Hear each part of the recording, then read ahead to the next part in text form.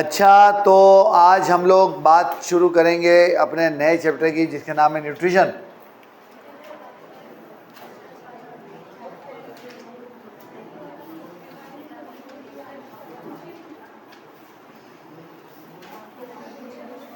और जब हम न्यूट्रिशन की बात करेंगे तो आप लोगों ने बात ध्यान में रखनी है कि हमारे पास सिर्फ एक टॉपिक है, भाई भाई भाई भाई भाई।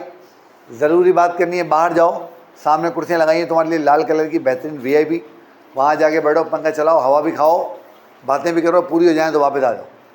जाओ, कोई बहुत ज़रूरी बात करनी तो बाहर जाके बात करो। ऑलराइट, तो आज हम लोग अपनी जो है वो ह्यूमन जो सिस्टम्स हैं उनको जो है शुरू करने जा रहे हैं। और आज हम जो पहला टॉपिक पढ़ेंगे उसका नाम है न्यूट्रिशन। और मैं कोशिश करूंगा कि न्यूट्रिशन आपको हम जो है वो जितना जल्दी हो सके पूरा कर लें। याद रहे कि हमारा जो सिलेबस है उसमें सिर्फ न्यूट्रिशन इन मैन का टॉपिक शामिल है। तो हम लोग सिर्फ और सिर्फ जो है पहले न्यूट्रिशन का एक पूरा बैकग्राउंड बनाएंगे, देखेंगे न्यूट्रिशन क्या होती है, और उसके बाद न्यूट्रिशन इन मैन को करके इसको जो है वो एक तरफ कर देंगे। ऑलराइट, न्यूट्रिशन कौन बताएगा मुझे क्या होती है न्यूट्रिशन? एक बात याद कर लो, न्यूट्रिशन फूड नहीं होता है, इसलिए अंग्रेजी में टर्म इस्तेमाल करते हैं, वो कहते हैं फूड एंड न्यूट्रिशन। फूड और न्यूट्रिशन नहीं बोलते, समझिए बात को। तो फूड एंड न्यूट्रिशन, आ गई बात समझ में? क्या होती है?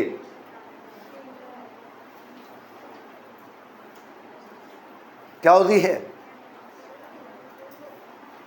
अरे जालिमो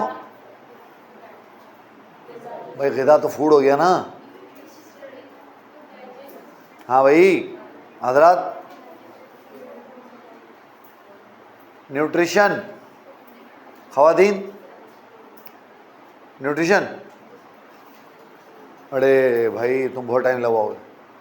it is way of obtaining food, याद कर लो, way of obtaining food,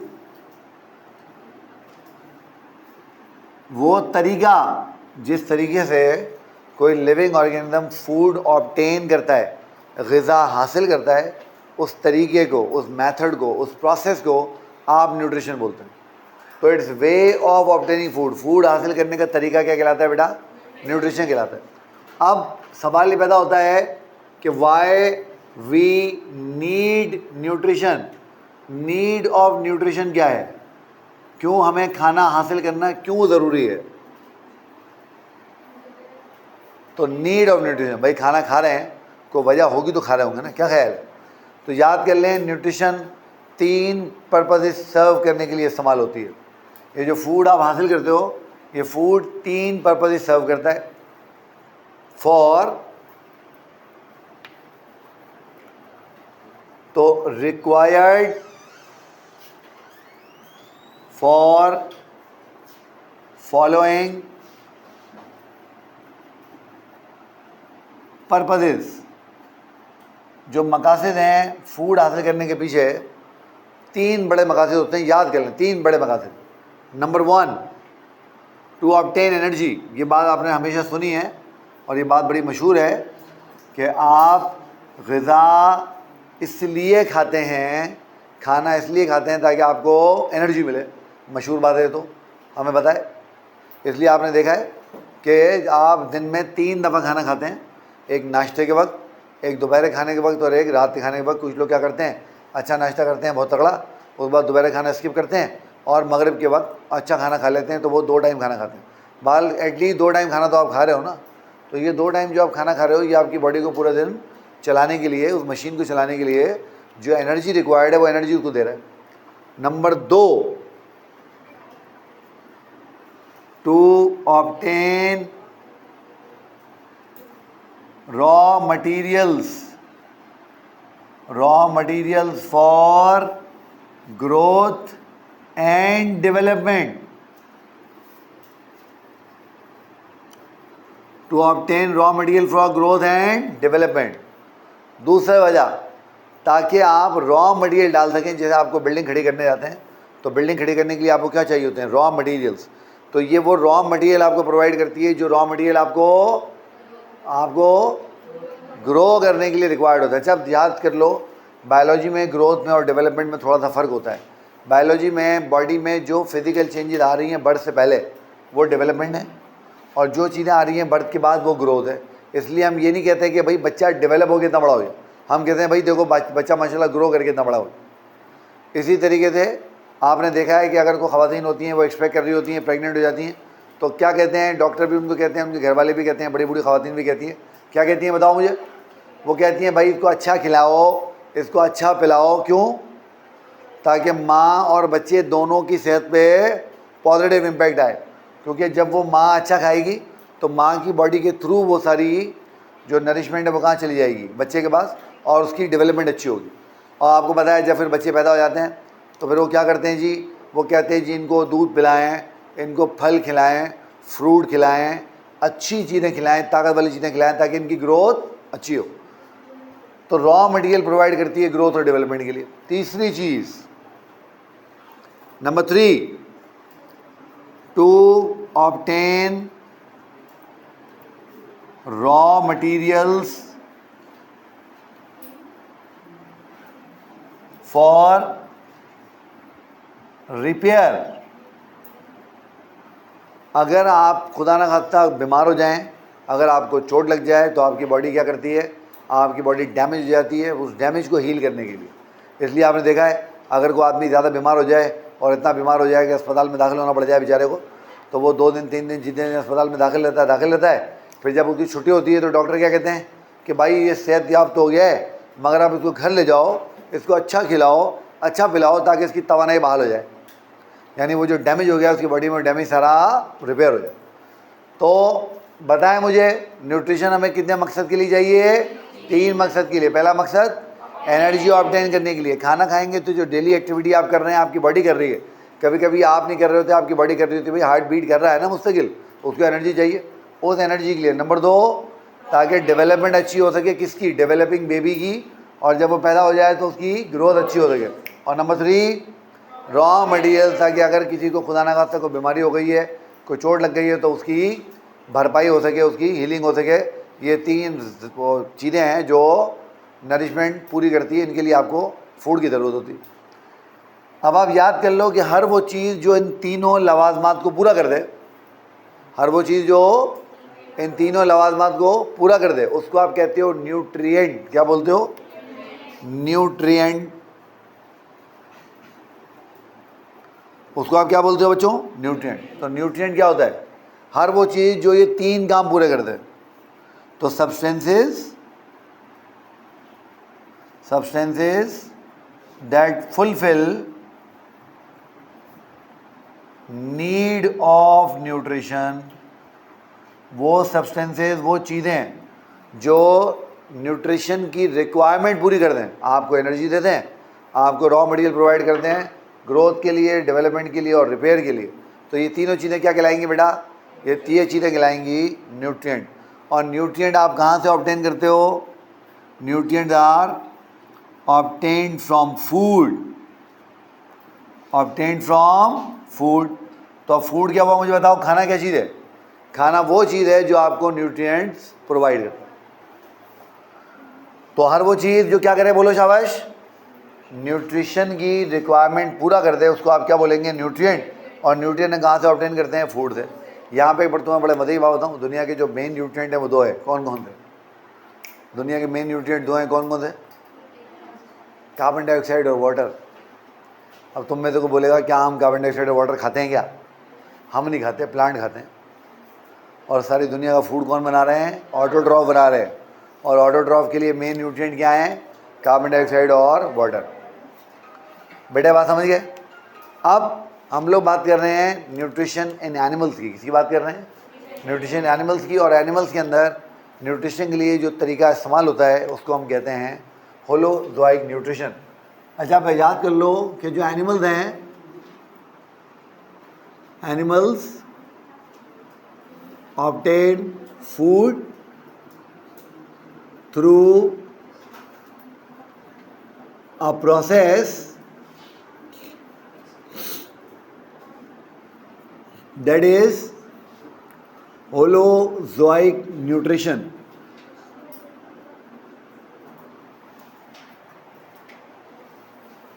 animals जो फूड ऑब्टेन करते हैं वो एक प्रोसेस से ऑब्टेन करते हैं, इसको हम क्या बोलते हैं? Holozoic nutrition. अब मैं आपको समझाता हूँ होलोजोइक न्यूट्रिशन क्या होता है।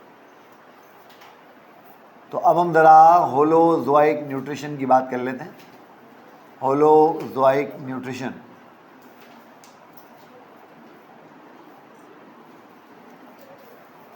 सही है, ये याद करो। ये लफ्ज़ याद आ रहा है तुम्हें? नहीं आ रहा है? क्या लफ्ज़ है? होलो। कहाँ पढ़ा था अपन लोगों ने? एंजाइम। होलो एंजाइम याद आ रहा है? होलो वर्ड का मतलब यहाँ भी वही है। क्या मतलब है? कंप्लीट। और जोइक वर्ड बना है जून से। जून का मतलब क्या होता है? एनिमल्स। इसीलिए तुम्हें पता है एनिमल्स की स्टडी को ज़ूलॉजी भी बोलते हैं ना? बोलते हैं ना, study of animals called zoology. तो इस तरीके से वो भी वर्ड जून से ही बना हुआ है। तो इसका मतलब क्या हो गया? इसका मतलब हो गया एनिमल्स। क्या मतलब हो गया इसका? एनिमल्स। तो होलोजोइक न्यूट्रिशन क्या हुई? वो न्यूट्रिशन जो तमाम एनिमल्स के अंदर पाई जाती है। Mode of nutrition found in all animals.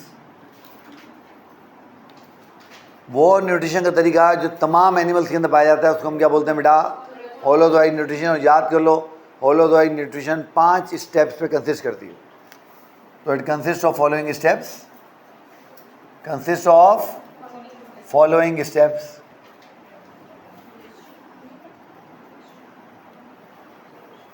तो होलोजोइक न्यूट्रिशन के कितने स्टेप होते हैं बच्चों? 5 स्टेप होते हैं। कौन कौन से? Step number 1 ingestion. इंजेशन।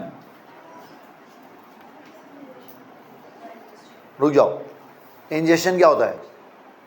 ये भी बच्चों को गलतफहमी है। बच्चे समझते हैं, जो पढ़ते हैं बच्चे हमारे, वो समझते हैं कि आपने एक बाइट लिया, कोई भी खाना लिया, निवाला एक बनाया, वो निवाला लिया आपने मुंह में रखा, अब आप उसको मुंह में रख लिया। जब वो निवाला वो आपने मुंह में रखा है तो ये इंजेक्शन नहीं है। ये बात ध्यान में रखनी, ये इंजेक्शन नहीं है।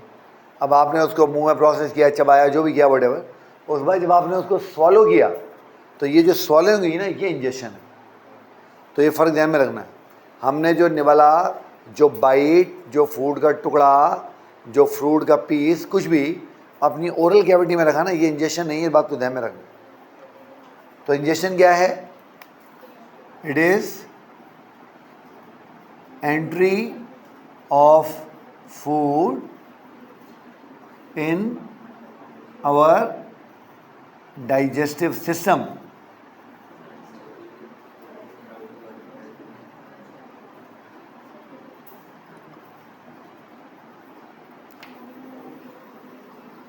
इसलिए आपने देखा कि अगर आप कोई चीज़, मिसाल के तौर पे च्युइंगम है, आप उस च्युइंगम को आपने रखा मुंह में, अब आप उस च्युइंगम को च्यू कर रहे हो, चबा रहे हो। अब ये तो आपके हाथ में है ना कि आप चाहो तो उस च्युइंगम को चबाते रहो, और उसके बाद उसको स्पिट कर दो या उसको स्वॉलो कर लो। ये तो आपके हाथ में है ना। तो इंजेक्शन बेसिकली स्वॉलोइंग को बोलते हैं। किसको बोलते हैं? स्वॉलोइंग। आपको पता है एक दफ़ा अगर आपने खाना स्वॉलो कर लिया तो उसके बाद आप उसको निकाल नहीं सकोगे। तो खाने की ऐसी एंट्री हमारी बॉडी में है जिसमें हम खाने को अपनी बॉडी से बाहर ना निकाल सकें दोबारा, उसको हम नॉर्मली, उसको हम क्या बोलेंगे बेटा? उसको इंजेक्शन बोलेंगे।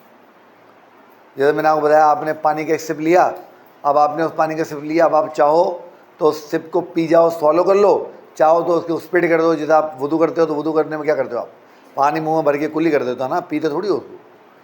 तो ये इंजेक्शन वो होगा, स्वॉलोइंग के बोलेंगे इंजेक्शन। अब चूंकि एनिमल स्वॉलो करते हैं इसलिए याद कर लें, एनिमल्स और फंजाई दोनों दो बड़े ग्रुप हैं हेटेरोट्रॉफिक ऑर्गेनिज्म के।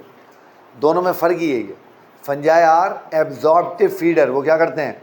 किसी फूड के ऊपर बैठ जाते हैं, उसके ऊपर एंजाइम रिलीज़ करते हैं, एंजाइम रिलीज़ करके उसको डाइजेस्ट करते हैं बॉडी के बाहर, और बॉडी के बाहर डाइजेस्ट करने के बाद उसको अपनी राइजोइड्स की मदद से एब्जॉर्ब कर लेते हैं। जबकि एनिमल्स क्या करते हैं? एनिमल्स खाने को बॉडी में स्वॉलो कर लेते हैं, एंटर कर लेते हैं, इंजेस्ट कर लेते हैं, उसके बाद उसको बॉडी के अंदर प्रोसेस करते हैं। तो फंजाई की प्रोसेसिंग बॉडी के बाहर है, हमारी प्रोसेसिंग बॉडी के अंदर है। इसीलिए एनिमल्स क्या हैं? तो ड्यू टू इंजेशन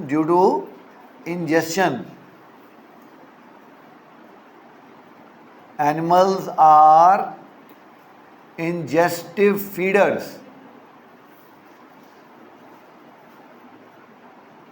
तो इंजेक्शन की वजह से जो एनिमल्स हैं बच्चों को क्या है, वो इंजेस्टिव फीडर्स हैं, इंजेस्ट कर लेते हैं खाने को, अपनी बॉडी के अंदर निकल लेते हैं। अच्छा, अब इंजेक्शन के बाद जो दूसरा स्टेप होगा वो होगी डाइजेशन। क्या होगी? डाइजेशन। और डाइजेशन के बारे में मैं भी आपसे डिटेल में बात करूंगा कि ये क्या होती है और आपको समझाने की कोशिश करूँ। हाँ भाई, डाइजेशन क्या होगा? Conversion of complex food into simple food, आसान दबान में। वो प्रोसेस जहाँ पर आप कॉम्प्लेक्स फूड को सिंपल फूड में कन्वर्ट कर लो, उसको बेटा क्या बोलते हैं? उसको डाइजेशन बोलते हैं। मैंने कहा ना अभी थोड़ी देर में मैं आपसे डाइजेशन के बारे में इंशाल्लाह डिटेल में बात करता हूँ। अब जब खाना डाइजेस्ट हो गया तो डाइजेस्ट होने के बाद आपके खाने के दो हिस्से हो गए। एक हिस्सा वो जो यूज़फुल है, जो डाइजेस्ट किया है बॉडी ने, और दूसरा हिस्सा वो जो यूज़फुल नहीं है, बॉडी ने डाइजेस्ट नहीं किया। तो अब आप क्या करते हैं? तीसरा हिस्सा होगा एब्जॉर्प्शन। अब जो एब्जॉर्प्शन है उसमें आप क्या करोगे? एब्जॉर्प्शन के अंदर जो आप यूज़फुल फूड मटेरियल है उसको अपने ट्रांसपोर्टिंग मीडियम में डाल दोगे। मिसाल के तौर पे हमारा ट्रांसपोर्टिंग मीडियम क्या है? ब्लड है, तो हम उसको ब्लड में एंटर कर देंगे। तो entry of digested food, entry of digested food in our transporting medium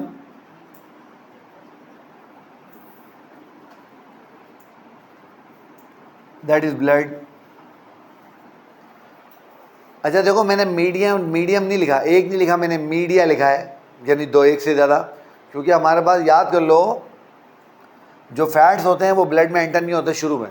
fat intestine से लैक्टील में, लिम्फ वेसल्स में एब्जॉर्ब होते हैं और फिर बाद में प्रोसेस होकर ब्लड में जाते हैं। तो मैं लिख देता हूँ plus fat in lymphatic system.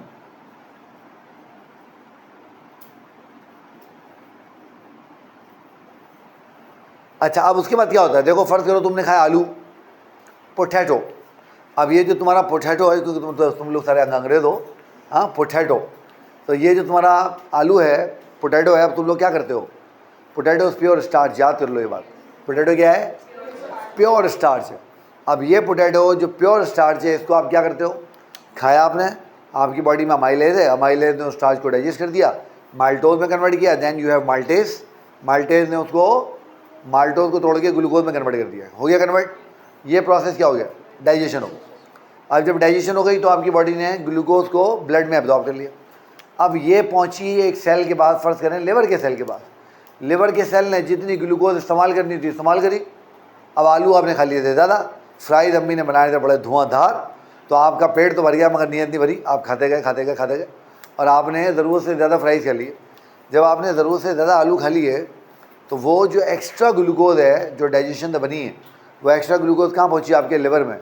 और आपके लिवर ने उस स्टार्च की ग्लूकोज को आपकी बॉडी में ग्लाइकोजिन में कन्वर्ट कर दिया। किस में कन्वर्ट कर दिया? ग्लाइकोजिन में कन्वर्ट कर दिया। यानी एक प्रोडक्ट को, जो डाइजेशन का प्रोडक्ट था, आपने अपनी बॉडी की प्रोडक्ट में कन्वर्ट कर दिया जो ग्लाइकोजिन था।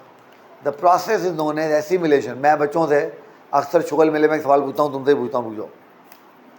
पहले लिख दूँ एसिमिलेशन क्या होती है?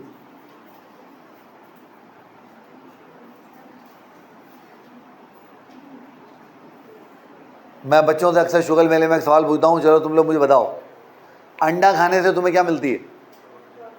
प्रोटीन मिलती है। बिल्कुल तुम सही कह रहे हो। मगर मसला क्या है? मसला ये, तुम अंडा कैसे खाते हो? या तो फ्राई करके खाते हो, या बॉयल करके खाते हो, या उसका ऑमलेट बनाते हो, कुछ भी करते हो, यानी पका के खाते हो ना।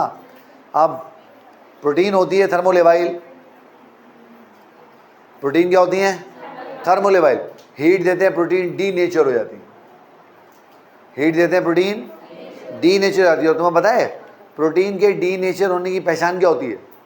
जब आप प्रोटीन को देखते हैं, जब भी प्रोटीन डी नेचर होती हैं, दे टर्न टू वाइट, वो सफ़ेद हो जाती हैं। बहुत सारी मिसालें हमारे पास हैं। अंडा, एग एल्ब्यूमिन, वो जो अंडे की सफ़ेदी होती है, आपने देखा है जब तक आप अंडा पकाते नहीं, वो सफ़ेदी बिल्कुल ट्रांसपेरेंट होती है। जैसे आपने उसको गर्म तेल में डाला, क्या हुआ? एकदम वो ट्रांसपेरेंट सफ़ेद हो गया। क्यों हो गया सफ़ेद? प्रोटीन डी नेचर हो गई। सेम गोज़ विद तुम्हारी मुर्गी। जब तक मुर्गी का गोश्त अम्मी के हाथ में था, अम्मी ने पकाया नहीं था, वो कुछ रेडिश पिंकिश कलर का था। जैसे अम्मी ने उसको पकाया क्या हुआ, वो वाइट हो गया, प्रोटीन डीनेचर हो गई।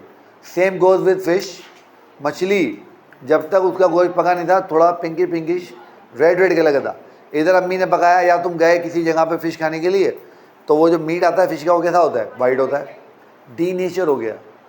यही चीज़ तुम्हें नज़र आती है कहाँ पर, आँख के अंदर। कैसे, आँख के अंदर हमारा लेंस है, लेंस के अंदर प्रोटीन है, वो प्रोटीन जब बुढ़ापे में डीनेचर हो जाती है, आप कहते हैं आँख में मोतिया आ गया, कैटरैक्ट, वो लेंस वाइट हो जाता है।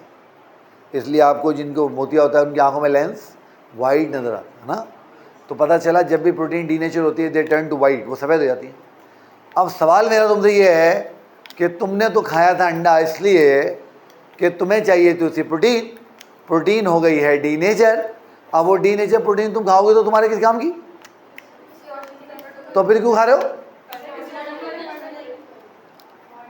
तो फिर क्यों खा रहे हो?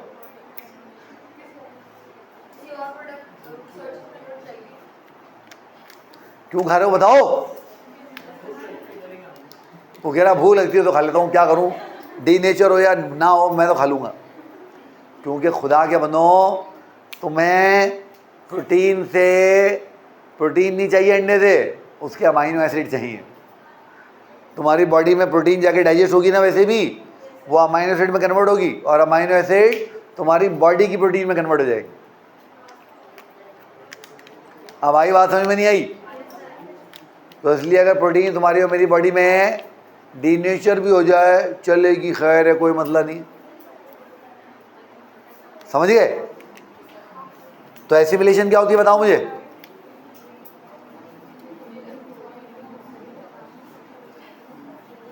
प्रोसेस इन विच, बोलो, products of digestion are utilized for making body's own products। तुम इनको इस्तेमाल करोगे, इनसे बॉडी की अपनी प्रोडक्ट बना लोगे। तो अब देखो, तुमने खाना इंजेस्ट किया, डाइजेस्ट किया, एब्जॉर्ब किया, एसिमिलेट किया, काम की सारी चीज़ें इस्तेमाल हो गई, बाकी क्या बचा, वो चीज़ जो हमारे किसी काम की नहीं है, वेस्ट मटेरियल। पांचवा स्टेप, इजेशन।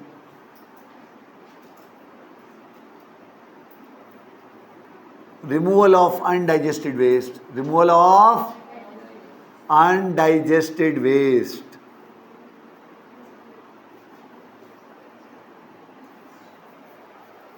तो जिस न्यूट्रिशन में ये 5 स्टेप आपको नजर आए, कौन से 5 स्टेप? नंबर 1 इंजेशन, खाना बॉडी में एंटर हो। नंबर 2 डाइजेशन, उस खाने को कॉम्प्लेक्स से सिंपल किया जाए। नंबर 3 एब्जॉर्प्शन, उसको काम की चीज़ों को ब्लड के अंदर जज्ब कर लिया जाए। नंबर 4 फिर उन काम की चीज़ों से अपने प्रोडक्ट बनाए जाएँ। और आखिर में इजेशन, जो काम की चीज़ नहीं है उसको बॉडी से निकाल दिया जाए। इस प्रोसेस को हम होलोजोइक न्यूट्रिशन कहते हैं। इस प्रोसेस को हम क्या कहते हैं? होलोजोइक न्यूट्रिशन कहते हैं। ये हो गया होलोजोइक न्यूट्रिशन। अब इसको देखो, कोई सवाल है मुझे बताओ, फिर हम आगे चलते हैं। और अब ज़रा आप और मैं डाइजेशन की बात थोड़ी डिटेल में कर लें। देखो, अब मैंने तुमसे बात करनी है बच्चों, हमने डाइजेशन को थोड़ा डिटेल में समझना है, क्योंकि असल में जो पूरा का पूरा प्रोसेस हम पढ़ेंगे न्यूट्रिशन वाले चैप्टर में ना, वो डाइजेशन का ही प्रोसेस है। हम देखेंगे डाइजेशन कैसे हो रही है, कितने टाइप की हो रही है, कौन से प्रोसेस से हो रही है, कौन से मैकेनिज्म से हो रही है, डाइजेशन होती क्या, वगैरह वगैरह वगैरह वगैरह। ठीक,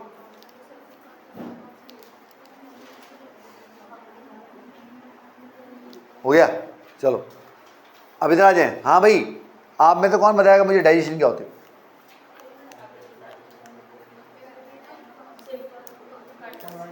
फर्ज करते हैं, फर्ज करो, चलो मेरी बात सुनो, फर्ज करते हैं एक आदमी था, उसको खाना नहीं मिला और वो बेहोश हो गया। किसी को खाना नहीं मिलेगा, बेचारा बेहोश है। जब वो बेहोश हुआ तो लोग उसको उठा के लेके भागे अस्पताल। डॉक्टर साहब पहुँचे, डॉक्टर साहब ने उसकी शुगर चेक की, शुगर उसकी बहुत कम थी। डॉक्टर साहब ने पूछा कि इसके घर वाला कौन है? उसने कहा जी ये इसके घर वाला है, फ़र्ज़ करो कोई इसके घर वाला है। उन्होंने, डॉक्टर साहब ने कहा भाई बताओ उसको क्या पसंद था खाने में? तो उसके घर वालों ने कहा जी इसको बिरयानी बहुत पसंद है। डॉक्टर साहब ने कहा लाओ जी बिरयानी की ड्रिप, मैं इसको बिरयानी की ड्रिप लगाता हूँ। क्या बिरयानी को ड्रिप होती? चलो बिरयानी की ड्रिप नहीं होती। डॉक्टर साहब ने कहा कोई मसला नहीं है, एक जग में पानी लेके आओ, थोड़ी बिरयानी लेके आओ, और डॉक्टर साहब ने उस जग में वो बिरयानी घोली और बिरयानी को घोल के उसकी ड्रिप बनाई और उसको जो है बिरयानी की ड्रिप लगा दी। क्या ऐसा होता है? हाँ, आमना कह रही है ऐसा हो सकता है। हाँ भाई, क्या ऐसा हो सकता है? अच्छा चलो छोड़ो इसको। डॉक्टर साहब ने कहा उसको शरबत कौन सा पसंद था? उसकी अम्मी ने कहा जी ये रूह अफ़ज़ा बड़े शौक से पीता है। डॉक्टर साहब ने कहा बनाओ रूह अफ़ज़ा। रूह अफ़ज़ा बनाया, उसके अंदर बर्फ़ डाली, ठंडा ठंडा किया उसको और उसको रूह अफ़ज़ा की ड्रिप लगा दी। क्या ऐसा होता है? ऐसा नहीं होता? चलो छोड़ो। फिर डॉक्टर साहब ने पूछा उसके एक दोस्त है इसको खाने में क्या पसंद है? उसने कहा जी निहारी बड़ी पसंद है इसको। डॉक्टर साहब ने कहा ठीक है। डॉक्टर साहब ने निहारी की ड्रिप बनाई और उसको निहारी की ड्रिप लगा दी। अब तुम मुझे बताओ क्या हम बिरयानी की, निहारी की या रूह अफ़ज़ा की ड्रिप लगा सकते हैं? नहीं लगा सकते। क्यों नहीं लगा सकते? नहीं, क्यों नहीं होती? सवाल यही तो है। हाँ, रुक जाओ मेरी बात सुनो। तुम्हें पता है अगर मैं एक मोहतात अंदाज़ा लगाऊं तो जो चावल, राइस का ग्रेन, चावल का दाना आपने खाया तो फ़र्ज़ करें वो चावल के दाने का साइज़ था ये। नहीं नहीं नहीं, वो मैं समझ गया आप क्यों हंस रहे हैं। ऑब्वियसली हम में तो कोई भी इतना बड़ा चावल का दाना नहीं खाता। मैं कंपैरिजन कर रहा हूँ। तो चावल के दाने का साइज़ अगर इतना है ना तो इसके कंपैरेटिवली सेल का साइज़ ना इतना है। इसके कंपैरेटिवली सेल का साइज़ इतना है। तो क्या ये चावल का दाना सेल में जा सकता है? आप लोग बताओ मुझे, क्या ये चावल का दाना सेल में जा सकता है? तो फिर हम चावल क्यों खा रहे हैं?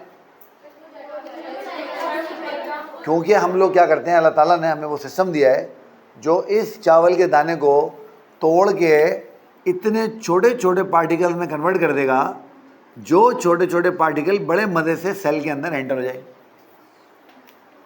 तो बड़े फूड मॉलिक्यूल्स को छोटे फूड मॉलिक्यूल्स में कन्वर्ट करना, the process known as digestion. तो अब तुम लोग बताओ हमें डाइजेशन की ज़रूरत क्यों है? क्योंकि जो खाना हम खाते हैं वो हमारे सेल्स में एंटर नहीं हो सकता। उसको इस फॉर्म में लेके आना कि वो हमारे सेल में एंटर हो जाए, इस प्रोसेस को आप और मैं क्या बोलेंगे? डाइजेशन बोलेंगे। तो डाइजेशन क्या है? अब डाइजेशन को डिफाइन करने के 5-6 तरीके हैं, मैं सारे आपको बताता हूँ। देखें, digestion a biological process in which, जिसके अंदर, अब देखते जाओ, पहली डेफिनेशन जो आप फिट कर सकते हैं, large food molecules are converted into small food molecules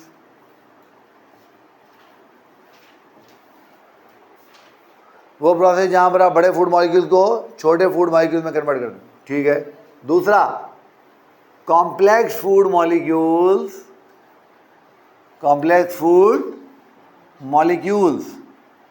converted into simple food molecules. बिल्कुल ठीक कह रहे हो। तीसरा तरीका क्या कह सकते हैं? जहां पॉलीमर्स आर कन्वर्टेड इनटू बोलो बोलो बोलो मोनोमर्स। बिल्कुल सही कह रहे हो तुम, ऐसा ही है। यहां मैं क्या कह सकता हूं? नॉन एब्जॉर्बेबल फूड, वो फूड जो एब्जॉर्ब नहीं हो सकता सेल में, इज कन्वर्टेड इनटू बोलो बोलो बोलो बोलो एब्जॉर्बेबल फूड मॉलिक्यूल्स।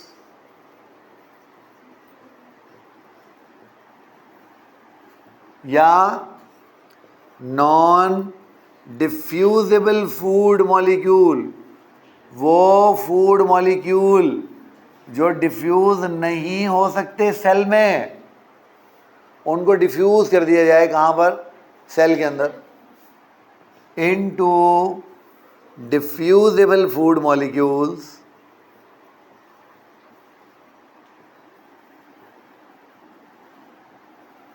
अब ऑब्वियस है ये काम जादू से तो नहीं होगा ना। By the help of enzymes and with addition of water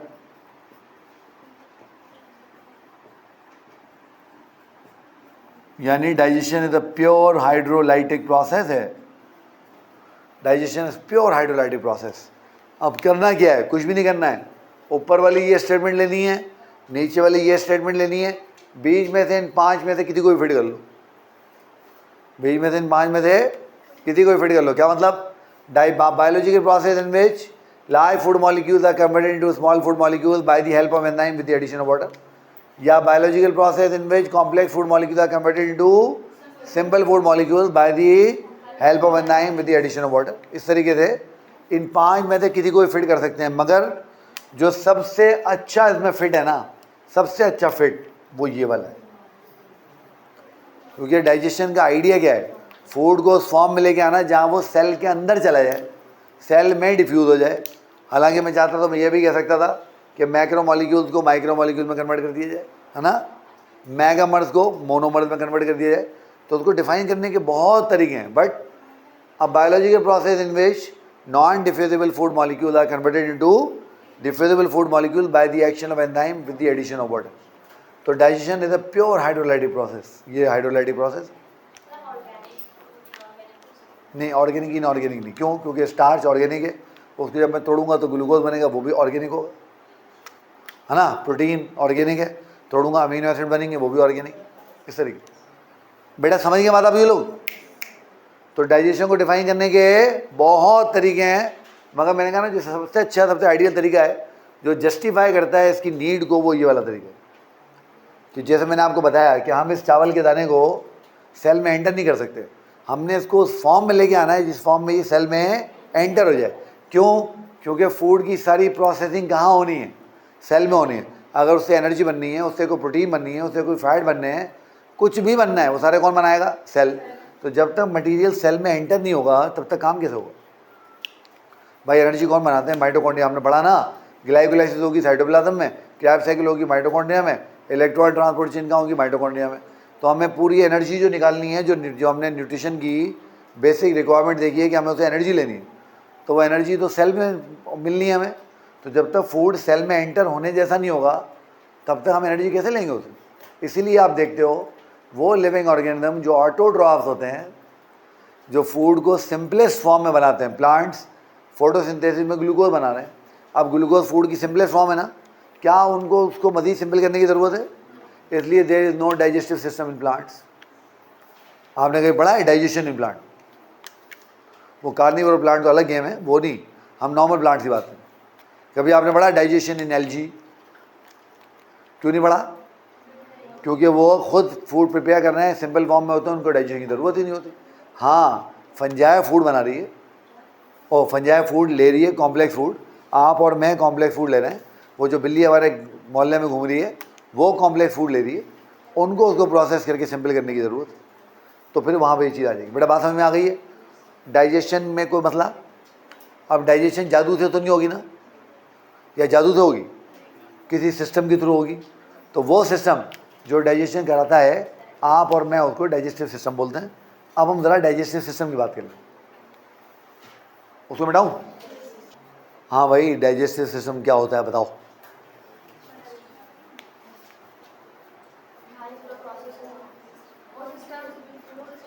वो सिस्टम जिसके थ्रू डाइजेशन के प्रोसेस को अचीव किया जाए। अ सिस्टम थ्रू विच, बोलो भाई, through which process of digestion is achieved.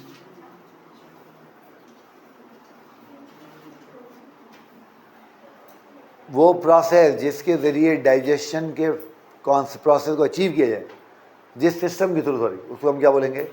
Digestive system.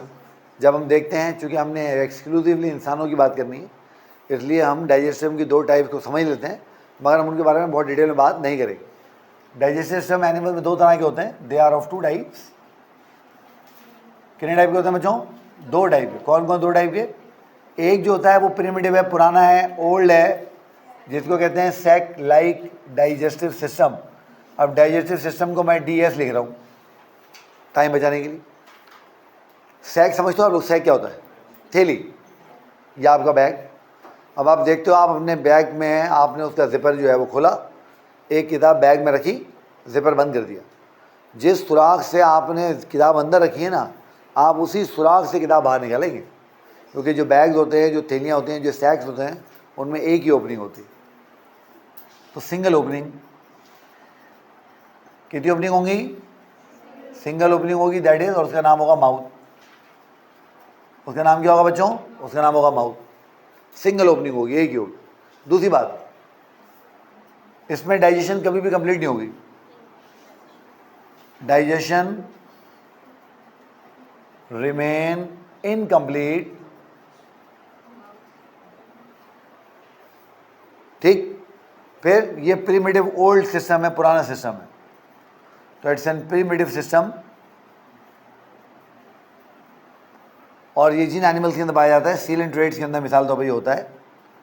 और सीलेंट्रेट तो हमने पढ़ने भी नहीं है, हमने सिर्फ डाइजेशन इन मैन पढ़नी है सिर्फ, तो हम इसके बारे में ज़्यादा बात नहीं करते। दूसरा सिस्टम डाइजेस्टिव वो होता है जो पाइप की तरह होता है, ट्यूब लाइक डाइजेस्टिव सिस्टम। अब आपको पता है कि जो ट्यूब लाइक डाइजेस्टिव सिस्टम है, जैसे आपके घर में पानी का पाइप होता है, उसमें दो ओपनिंग होती हैं।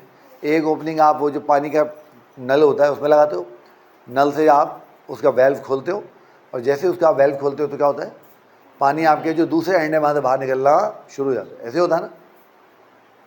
तो tube like digestive system, double openings, two openings, that is mouth and anus. तो दो ओपनिंग होंगी हमारे पास, ये बात आप लोगों ने ध्यान में रखनी है। दूसरा, डाइजेशन यहाँ पे ऑलमोस्ट कंप्लीट हो जाएगी डाइजेस्टिव सिस्टम में। तो कंप्लीट डाइजेशन इन डाइजेस्टिव सिस्टम, डाइजेस्टिव सिस्टम में डाइजेशन कंप्लीट हो जाएगी। ये दूसरी चीज़ हो गई। तीसरी चीज़, ये एडवांस सिस्टम है, मॉडर्न सिस्टम। याद कर लो, अल्लाह ताला ने क्या है कुरान पाक में है कि हमने इंसानों को बेहतरीन बनाया है, इसलिए जो सिस्टम भी इंसानों के पास होंगे वो बहुत आला दर्जे के सिस्टम होंगे, state of the art system होंगे। तो हमारा डाइजेस्टिव सिस्टम अनडाउटेडली बहुत state of the art system है। हर तरह की चीज़ हम लोग प्रोसेस कर लेते हैं। समझ गए बात को बेटा? तो ये तो हमने बात करी डाइजेस्टिव सिस्टम की। अब हम ज़रा डाइजेशन की टाइप्स को समझने की कोशिश करते हैं, क्योंकि डाइजेशन की जो चारों टाइप्स हैं वो आपको इंसानों में मिल जाएंगी, चारों।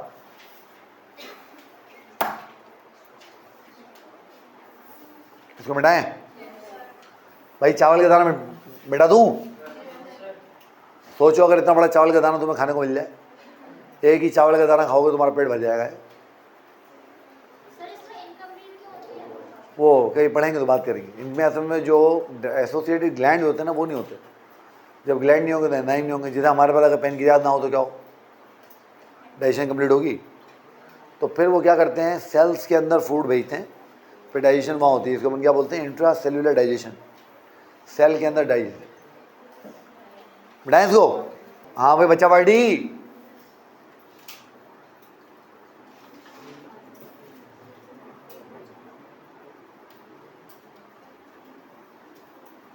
डाइजेशन की टाइप्स, डाइजेशन की टाइप्स को समझने के लिए हमें समझना पड़ेगा कि डाइजेशन के मैकेनिज्म कितने हैं। तो डाइजेशन की क्लासिफिकेशन हम दो तरीकों से कर सकते हैं। तो क्लासिफाइड ऑन टू बेसिस, हम डाइजेशन को दो बेसिस पे क्लासिफाई कर सकते हैं। कितनी बेसिस पे क्लासिफाई कर सकते हैं? दो बेसिस। तो कौन कौन सी दो बेसिस? पहली जो बेस है वो है प्लेस, कि डाइजेशन हो कहाँ पर रही है, ठीक है। यानी डाइजेशन जिस जगह हो रही है वो जगह क्या है, प्लेस की प्लेसमेंट क्या है उसकी। तो प्लेसमेंट की बेस पे डाइजेशन दो टाइप की होती है, टू टाइप्स। और वो दो टाइप कौन कौन सी हैं? पहली टाइप इंट्रा सेल्यूलर डाइजेशन, वो डाइजेशन जो सेल के अंदर होती हो, वो डाइजेशन जो सेल के अंदर होती हो। इंट्रा सेल्यूलर डाइजेशन, सेल के अंदर डाइजेशन होगी तो आप जानते हो हमेशा कहाँ होगी, फूड वैक्यूल में। और डाइजेशन कौन करवाएगा, एनिमल्स की बात हो रही है ना, लाइसोसोम्स करवाएंगे। तो inside the cell, inside the cell कहाँ पर होगी, इन फूड वैक्यूल। कौन करवाएंगे, लाइसोसोमल एंजाइम्स। कौन करवाएंगे बच्चों, लाइसोसोमल एंजाइम्स करवाएंगे इंट्रासेलुलर डाइजेशन। आपकी तरह के लिए अर्थ है, इंसानों में भी इंट्रासेलुलर डाइजेशन होती है, मगर अभी आप चूँकि छोटे हैं, छोटी क्लासों में हैं, तो आपकी किताब में उसके बारे में उन्होंने लिखा नहीं है। तो आप सिर्फ ये याद रखेंगे इंसानों में इंट्रासेलुलर डाइजेशन नहीं होती, वैसे होती है। वो जब आप पढ़ेंगे मेडिकल कॉलेज में जाएंगे तो आप देख लेंगे कि डाइजेशन की जो फाइनल स्टेप्स होते हैं इंसानों में भी वो इंट्रासेलुलर ही होते हैं। खैर, दूसरी एक्स्ट्रा सेलुलर डाइजेशन, सेल के बाहर हो भाई, सेल के बाहर का सड़क पे होगी क्या, है भाई।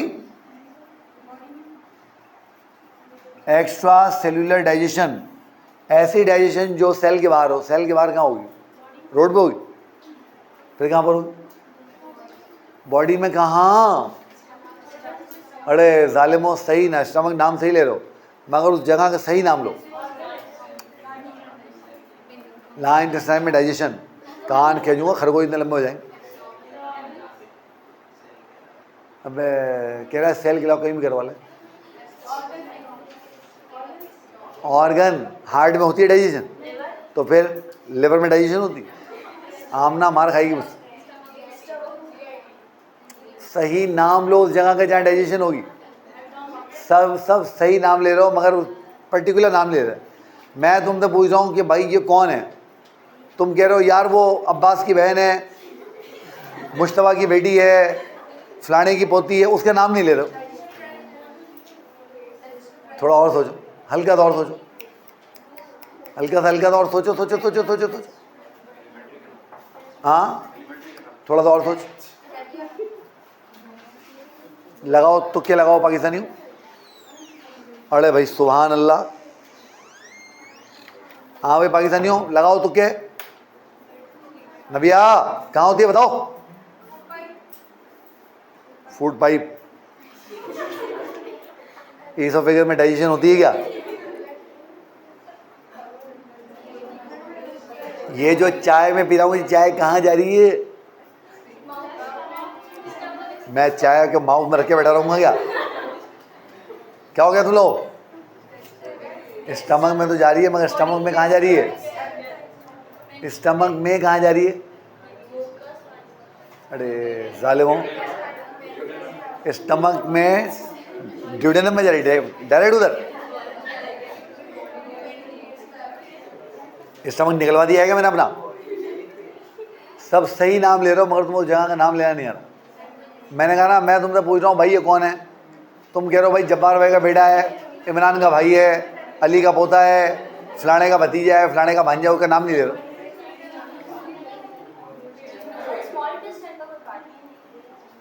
चाय मेरी स्मॉल ड्रेस में जा रही, हाँ बक्कल निकाल देते।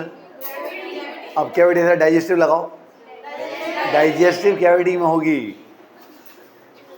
स्टमक के अंदर क्या होती है, डाइजेस्टिव कैविटी। इंटेस्टाइन के अंदर क्या होती है, डाइजेस्टिव कैविटी। तो मैंने कहा, मैंने एक दफ़ा भी कहा कि आप लोग गलत कह रहे हैं, मैंने कहा ना आप लोग सही कह रहे हैं मगर आप उस पर्टिकुलर पॉइंट का नाम नहीं ले रहे।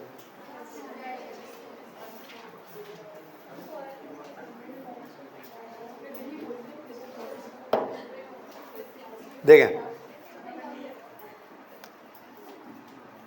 तो इट अगर outside the cell in digestive cavity,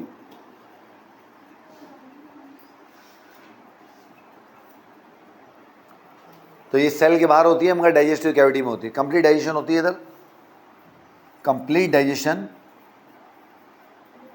और आपको बताया there is no food vacuole, कोई फूड वैक्यूल नहीं बनेगा इधर।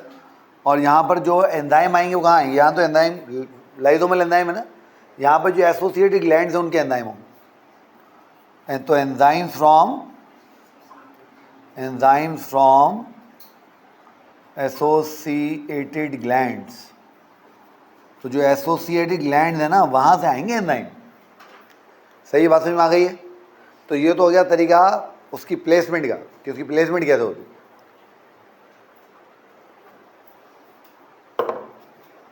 इसको मिटाऊं? अच्छा चलो यही लिख लेते। दूसरा तरीका उसका मैकेनिज्म। तो दूसरा तरीका क्या हो गया? मैकेनिज्म, कि उसको होने का तरीका क्या है, मैकेनिज्म क्या है। मैकेनिज्म की बेस पे भी डाइजेशन दो तरह की होती है, टू टाइप्स की होती है। टू टाइप्स, एक वो जो केमिकल्स की मदद से होती है, एंजाइम्स की मदद से, जिसको हम क्या बोलते हैं, केमिकल डाइजेशन। क्या बोलते हैं उसको हम? उसको हम कहते हैं केमिकल डाइजेशन। और केमिकल डाइजेशन कैसे होती है बच्चों बताओ? Through enzymes, through enzymes. और दूसरी वो जिसमें कोई फिजिकल प्रोसेस इन्वॉल्व हो, मैकेनिकल डाइजेशन, मैकेनिकल डाइजेशन, जिसके अंदर कोई physical process, mechanical process involve हो। फॉर एग्जाम्पल च्यूइंग, जैसे आप खाना चबाते हैं। ठीक हो गया? तो बच्चों ये हमने डाइजेशन का अपना बैकग्राउंड बना लिए। अब आप और मैं ज़रा ह्यूमन डाइजेस्टिव सिस्टम शुरू करते हैं। देखिए यहाँ तो कोई सवाल है तो बताएं।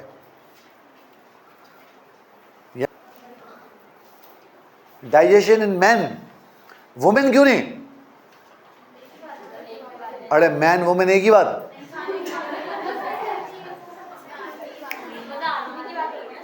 तो आदमी की बात हो रही ना, आदमी की।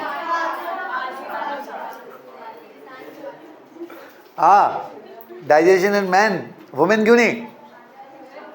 क्योंकि यहां मैन से मुराद मैन काइंड है। क्योंकि यहां मैन से क्या मुराद है? Man kind. चलो, डाइजेशन इन मैन, इंसान, इंसान आपको पता है ना, वी आर ओमनीवोर्स। इंसान जो है वो ओमनीवोर है। ओमनीवोर क्या होते हैं? जो प्लांट्स और मीट, फ्लैश, गोश्त दोनों चीजें खा सकते हैं। तो can eat both meat and vegetables. अच्छा, मैं पर्सनली ये वेजिटेबल वर्ड को मैं थोड़ा पसंद नहीं करता, क्योंकि फ्रूट्स इसमें फॉल नहीं करते। हम तो फ्रूट भी खा लेते हैं, तो इसलिए प्लांट वर्ड ज़्यादा बात है। बहरहाल वो बात तो वही हो गई। तो इंसान आपको पता है ना, मीट भी खा लेता है, गोश्त भी खा लेता है और वेजिटेबल भी खा लेता है। फिर अगर वो कोई चीज़ नहीं खाता तो ये उसकी पर्सनल चॉइस है। मिसाल तो अब आपने देखा बहुत सारे हिंदू होते हैं, नॉन मुस्लिम, वो गोश्त नहीं खाते। ये उनकी पर्सनल चॉइस है, किसी ने रोका नहीं है उनको, बस वो उनकी पर्सनल चॉइस है, वो नहीं खा रहे। अगर वो खाने लगेंगे तो उनकी बॉडी उसको कबूल कर लेगी, कोई प्रॉब्लम नहीं होगा। इस तरीके से बहुत सारे हमारे मुसलमान अल्लाह माशाअल्लाह गोश्त के अलावा कुछ खाते ही नहीं। जिस दिन गोश्त ना हो उस दिन खाना ही नहीं खाते हैं भाई, ऐसा है नहीं है। तो वो जो अगर सिर्फ गोश्त सूत रहे हैं, खा रहे हैं, मोटे हो रहे हैं, तो वो उनकी पर्सनल चॉइस है। अगर वो सब्जियां खा लेंगे कभी, को क़यामत नहीं आ जाएगी, उनकी बॉडी उसको एक्सेप्ट कर लेगी। वो एक से हमारा दोस्त था, वो बड़े मज़े की बात करता था। वो कहता था तुम, वो हमें, हमारा तो दोस्त था, तो वो मुसलमानों को बोलता था मुसले। वो कहता था तुम मुसले हर उस चीज़ को खाया करो जो सांस लेती हो, है भाई। तो मैं तो कहता था नहीं भाई, हम हर सांस लेती हुई चीज़ को हम नहीं खाते, वो खाते हैं चीनी। कि सांप भी खा गए, बिच्छू भी खा गए, ये छुपलियाँ जिसको देख के तुम दौड़ रही हो, वो सीखों में सेक सेक के खा रहे हैं भाई। तो वी आर ओमनीवोर्स, हम लोग ओमनीवोर्स हैं, हर तरह की चीज़ खा सकते हैं। दूसरी बात, हमारे पास जो डाइजेस्टिव सिस्टम है वो ट्यूब लाइक डाइजेस्टिव सिस्टम। तो we have tube like digestive system. तो हमारा जो डाइजेस्टिव सिस्टम है वो कौन सा है? It's A tube like digestive system. ये ट्यूब की तरह का डाइजेस्टिव सिस्टम है। अभी हमने बात की वो क्या होता है। फिर आप ये बात ध्यान में रखिएगा कि हमारा जो डाइजेस्टिव सिस्टम है इसके 2-3 नाम है। इस एलिमेंट्री कैनाल भी बोलते हैं। तो digestive system of man, digestive system of man is also known as alimentary canal. इसको क्या बोलते हैं बच्चों? इसको एलिमेंट्री किनाल भी बोलते हैं। तो डाइजेस्टिव सिस्टम ऑफ मैन को एलिमेंट्री किनाल भी बोलते हैं। ठीक हो गया? अच्छा, फिर जब इसको एलिमेंट्री किनाल भी बोलते हैं, इसके एक और नाम भी होता है। अच्छा चलो अलग करके अलग पॉइंट लिख देता हूँ। तो अनदर नेम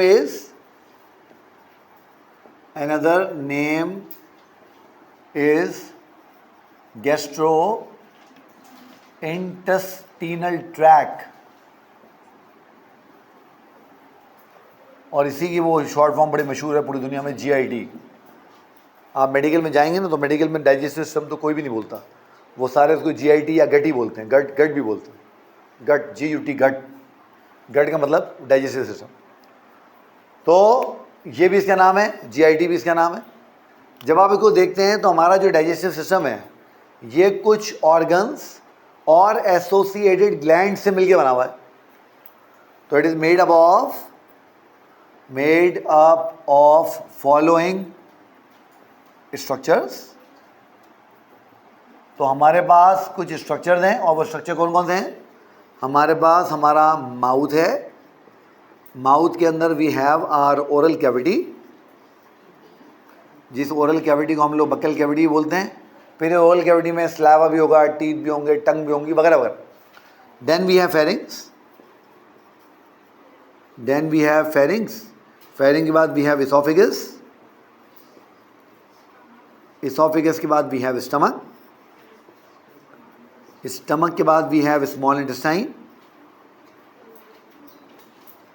फिर स्मॉल इंटेस्टाइन की 3 पार्ट है, वो जब हम पढ़ेंगे तब बात करेंगे। Then we have large intestine. याद कर लें, anal canal is not part of large intestine, वो अलग होता है। और आखिर में क्या होगा बेटा? आखिर में होगी एनल कैनाल एंड एनस।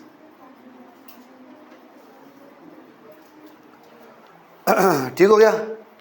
फिर इसके साथ हमारे पास इसके कुछ एसोसिएटेड ग्लैंड भी होते हैं।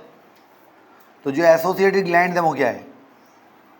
एसोसिएटेड ग्लैंड्स, देखो वो हमारे पास क्या है? ओरल कैविटी में हमारे पास होंगे सलाइवरी ग्लैंड्स। ओरल कैविटी में हमारे पास क्या होंगे बच्चों? सलाइवरी ग्लैंड्स होंगे। Then we have gastric gland, जो हमारे स्टमक के अंदर होंगे, gastric glands. Then we have liver, then we have pancreas. और आपको पता है लिवर और पेनक्रियास दोनों स्मॉल इंटेस्टाइन से एसोसिएट करते हैं। तो ये हमने एक मैप बना लिया, सारी चीज़ें बना ली। अब हम जब मिलेंगे नेक्स्ट टाइम तो मैं आपसे इंशाल्लाह इन पार्ट्स की डिटेल में बात करूँगा। कोई सवाल है तो फरमाइए। बेटा जब हम ह्यूमन डाइजेस्टिव सिस्टम को देखेंगे तो आपने ध्यान में रखना है कि human digestive system is a complete digestive system. ये क्या है बच्चों?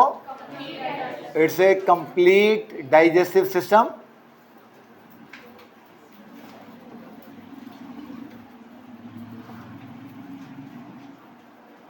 तो ये बात आप लोग याद रखिएगा कि human digestive system is a complete digestive system. और जब मैं बात कर रहा हूँ कंप्लीट डाइजेस्टिव सिस्टम तो मेरी मुराद क्या है? It's A tube like digestive system. ये क्या है बच्चों? It's a tube like digestive system. ये ट्यूब की तरह का डाइजेस्टिव सिस्टम है, ये बात आप लोग याद रखिएगा। ठीक, वो हम बात पहले कर चुके हैं कि ट्यूब लाइक और सैक लाइक डाइजेस्टिव सिस्टम क्या होता है, हमने बात की होगी कुछ ना कुछ, है ना। ऑलराइट, जब हम देखते हैं तो it is among the most advance digestive systems of the world. तो among the most advanced digestive systems of the world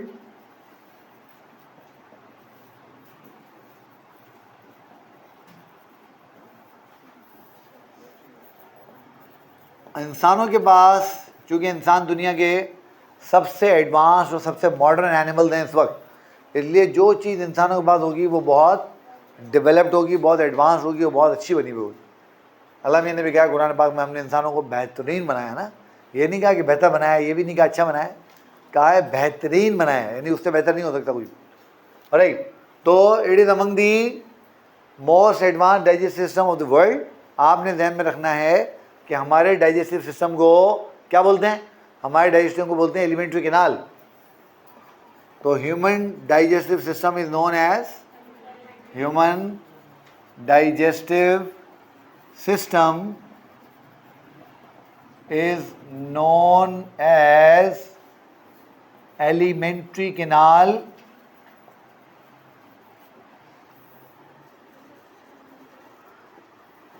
और ये इसी का नाम क्या होता है? Gastro intestinal tract. और जब आप जाओगे ना मेडिकल कॉलेज में तो यही नाम इसका ज़्यादा इस्तेमाल किया जाता है, गैस्ट्रो इंटेस्टिनल ट्रैक्ट। और गैस्ट्रो इंटेस्टिनल ट्रैक्ट भी नहीं बोलते, वो उसको सिर्फ GIT बोलते हैं।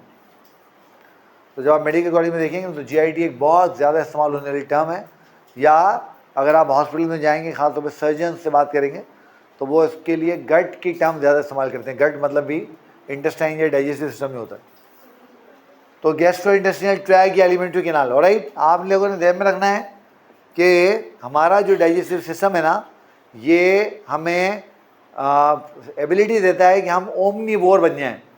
तो ह्यूमन आर ओमनीवोर्स। हम लोग, आपको पता है, प्लांट ओरिजिन का फूड भी खा सकते हैं और एनिमल ओरिजिन का फूड भी खा सकते हैं ना। आपको पता है हम लोग जो है वो सब्जियां भी खाते हैं, फ्रूट भी खाते हैं, हम लोग गोश्त भी खा लेते हैं, और जो एडिबल फंजाई होती हैं हम उन एडिबल फंजाई को भी खा सकते हैं जो कि खाई जाने वाली होती है ना। अच्छा, आप बहुत सारे लोग ऐसे होते हैं जो, इंसान तो ओमनीवोर है ना, तो we can consume both, we can consume food from plant and animal origin. तो हम प्लांट ओरिजिन के फूड को भी कंज्यूम कर सकते हैं और एनिमल ओरिजिन के फूड को भी कंज्यूम कर सकते हैं, दोनों कर सकते हैं। हम लोग फंगल ओरिजिन का फूड भी खा सकते हैं। आपको पता है जो एडिबल मशरूम्स होती हैं, वो मशरूम, वो फंजाई जो खाने वाली होती हैं, वो आप लोग खाते हो। अब आपने ध्यान में रखना है, बट आपको पता है कुछ लोग होते हैं जो बाय चांस डेलिबरेटली इनमें से किसी एक मोड को अडैप्ट कर लेते हैं। जैसे आपको पता है बहुत सारे वो जो हिंदू फैमिलीज होती हैं, वो लोग क्या करते हैं, वो लोग गोश्त नहीं खाते, तो वो उन्होंने अडैप्ट कर लिया है कि वो सिर्फ और सिर्फ सब्जियां खाएंगे, गोश्त नहीं खाएंगे। अगर वो कभी बाय चांस गोश्त खा लें तो उनकी बॉडी उसको एक्सेप्ट कर लेगी, उनको प्रॉब्लम उसमें है नहीं आएगी। इसी तरीके से इल्ला माशाअल्लाह तुम्हारे कोई मुसलमान हैं जिन्होंने अडैप्ट कर लिया है कि वो गोश्त ही खाएंगे, सब्जियों को हाथ नहीं लगाएंगे, उनकी शान में फ़र्क आ जाएगा अगर सब्जी को हाथ लगा लिया उन्होंने। सुबह को उनको निहारी खानी है नाश्ते में, दोपहर में उनको कबाब चाहिए, रात में उनको कढ़ाई चाहिए उनको गोश्त। तो वो जो मुसलमान हैं जिन्होंने अडैप्ट कर लिया है वो गोश्त खाएंगे सिर्फ। अगर अम्मी कभी ज़बरदस्ती पकड़ के उनकी सब्जियां खिला देगी तो उससे भी उनकी बॉडी एक्सेप्ट कर लेगी, कोई फ़र्क उनको नहीं पड़ेगा। अब जब हम ह्यूमन डाइजेस्टिव सिस्टम को देखते हैं तो हमें ह्यूमन डाइजेस्टिव सिस्टम में डाइजेस्टिव सिस्टम वाली तमाम क्वालिटीज़ मिल जाती हैं। तो वी परफॉर्म, हम लोग क्या करते हैं, हम लोग मैकेनिकल डाइजेशन करते हैं। हम लोग क्या करते हैं, हम लोग मैकेनिकल डाइजेशन करते हैं, हम लोग केमिकल डाइजेशन करते हैं, हम लोग chemical digestion and extra cellular digestion. हमारी बॉडी में डाइजेशन देखो ओरल कैविटी में हो रही है, ओरल कैविटी ये डाइजेस्टिव कैविटी। हमारी बॉडी में डाइजेस्टिव सिस्टम में डाइजेशन स्टमक में हो रही है, गैस्ट्रिक कैविटी में, इट्स डाइजेस्टिव कैविटी। इंटेस्टाइन में हो रही है, डाइजेस्टिव कैविटी है। तो हमारी बॉडी में जो डाइजेशन हो रही है वो सारी की सारी कहाँ हो रही है, एक्स्ट्रा सेलुलर इन्वायरमेंट में हो रही है। मैंने आपको पहले बताया था हमारी बॉडी में थोड़ी सी इंट्रा सेलुलर डाइजेशन भी होती है, बट वो चूँकि हमारी किताब ने उसको पकड़ा हुआ नहीं है तो हमने उसको छोड़ दिया फिलहाल। इंसान मैक्रोफेगस फीडर है, क्या मतलब हुआ? इंसान भी, ह्यूमन आर मैक्रोफेगस फीडर्स। हम लोग ह्यूमन क्या है? तो वी आर मैक्रोफेगस फीडर। कोई बता सकता है मुझे इसका क्या मतलब है?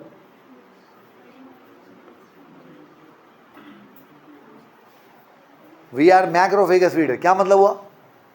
मैक्रो मतलब क्या होता है? बड़ा। फेज मतलब क्या होता है? खाना इनगल्फ करना, और फीडर मतलब खाने वाले। तो हम लोग विजिबल निवाले खाने वाले ऑर्गेनिज्म है। तो we eat large food particles. और बहुत सारे ऐसे एनिमल्स होते हैं जो मैक्रोफेगस फीडर होते हैं, आप जानते हैं ना। जैसे मिसाल तौर पर शेर है, वो जब गोश्त किसी जानवर को पकड़ के खाता है तो वो मैक्रोफेगस फीडर हुआ। हाथी आपने देखा जब वो कोई बड़ा जो है वो तरबूज खा रहा है, या वो बड़ा कोई फ्रूट खा रहा है, या वो बहुत सारे लोग पता है क्या करते हैं, हाथियों को चिड़ियाघर में जाते हैं तो गन्ने खिलाते हैं उनको, तो वो गन्ने जो वो खा रहा है, तो ये सारी चीज़ें नज़र आ रही है ना आपको, तो ये मैक्रोफेगस फीडर है ना। तो मैक्रोफेगस फीडर कौन होते हैं? वो जो बड़े फूड पार्टिकल खाते हो। हाँ भाई, मैक्रोफेगस फीडर जो बड़े निवाले खाते हो। अगर मैं तुमसे पूछूं कि सबसे बड़े मैक्रोफेगस फीडर तुम्हें कहाँ मिलते हैं, तो कहाँ मिलेंगे बताओ? मैक्रोफेगस फीडर वो जो बड़े निवाले खाने वाले होते हैं, बड़े फूड पार्टिकल खाने वाले होते हैं। तो अगर मैं तुमसे पूछूं कि सबसे बड़े मैक्रोफेगस फीडर कहाँ मिलेंगे, तो कहाँ मिलेंगे? नबिया कहाँ मिलेंगे? ये कह रही है यहीं बैठे में हम लोग हैं। आमना, तुम मैक्रोफेगस फीडर हो? जंगल में मिलेंगे। जंगल में कहाँ? चलो वो स्नेक्स हो गए बड़े, जो बड़े वो खा जाते हैं, और लॉइन वगैरह होगा, उससे भी बड़े मैक्रोफेगस फीडर। सबसे बड़े मैक्रोफेगस फीडर कहाँ मिलेंगे? ओशियन में। वेल इतने बड़े बड़े फिशेस को खा जाती है, उससे भी बड़े मैक्रोफेगस फीडर। हाँ, पहाड़ों में मिलेंगे। सबसे बड़े मैक्रोफेगस फीडर कहाँ मिलेंगे? शादी के खाने में।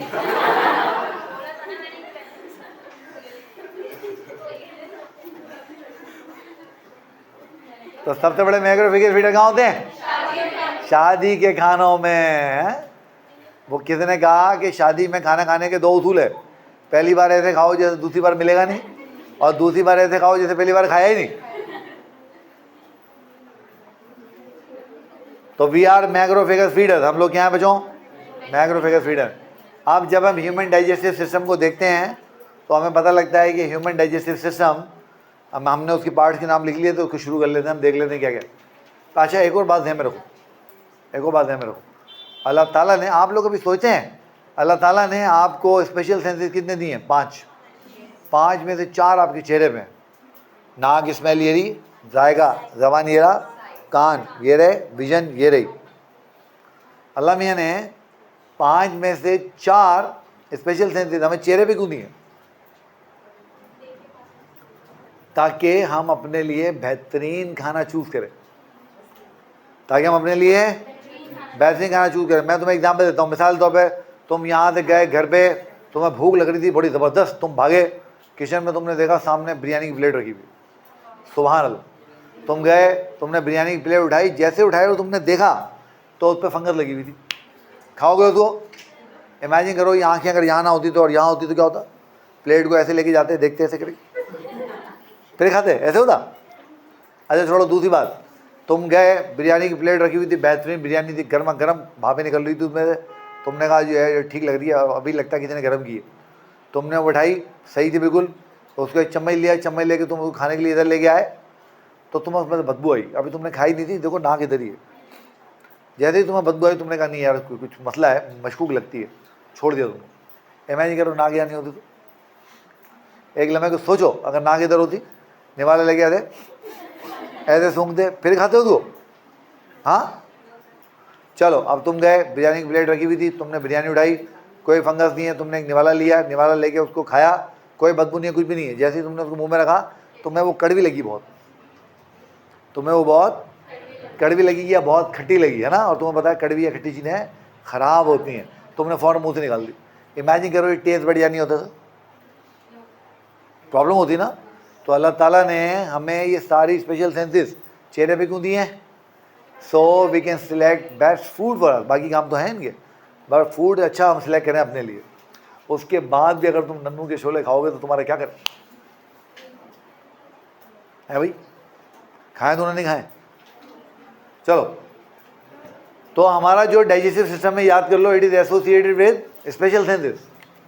तो मैं लिख देता हूं, आवर digestive system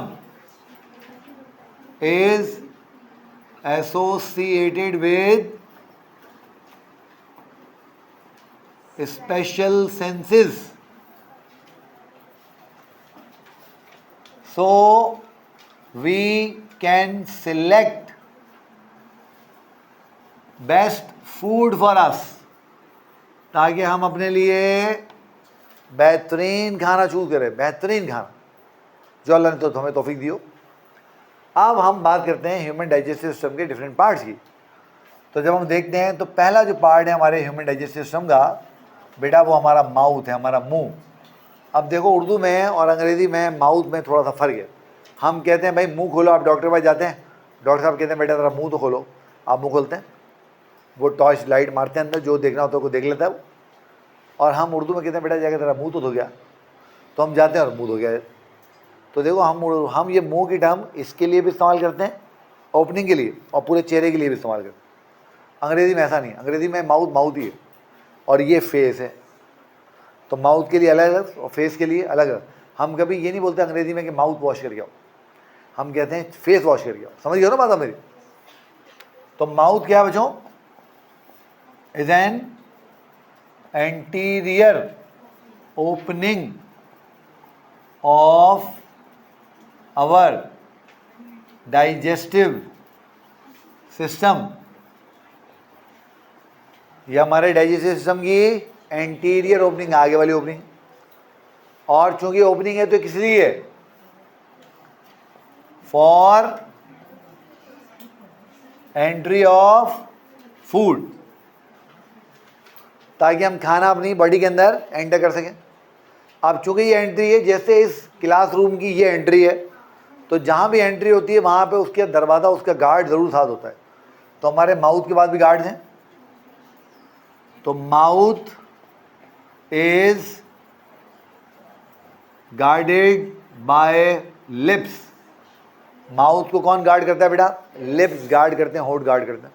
इसलिए आपने देखा है कि वो बच्चे, छोटे बच्चे जब बीमार हो जाते हैं, चिड़चिड़ हो जाते हैं बिल्कुल, और अम्मी उनको लेके आती है डॉक्टर के पास, और वो डॉक्टर साहब उनको दवा लिख के देते हैं। बच्चे दवा नहीं पीते हैं ना, तो वो क्या करते हैं फिर?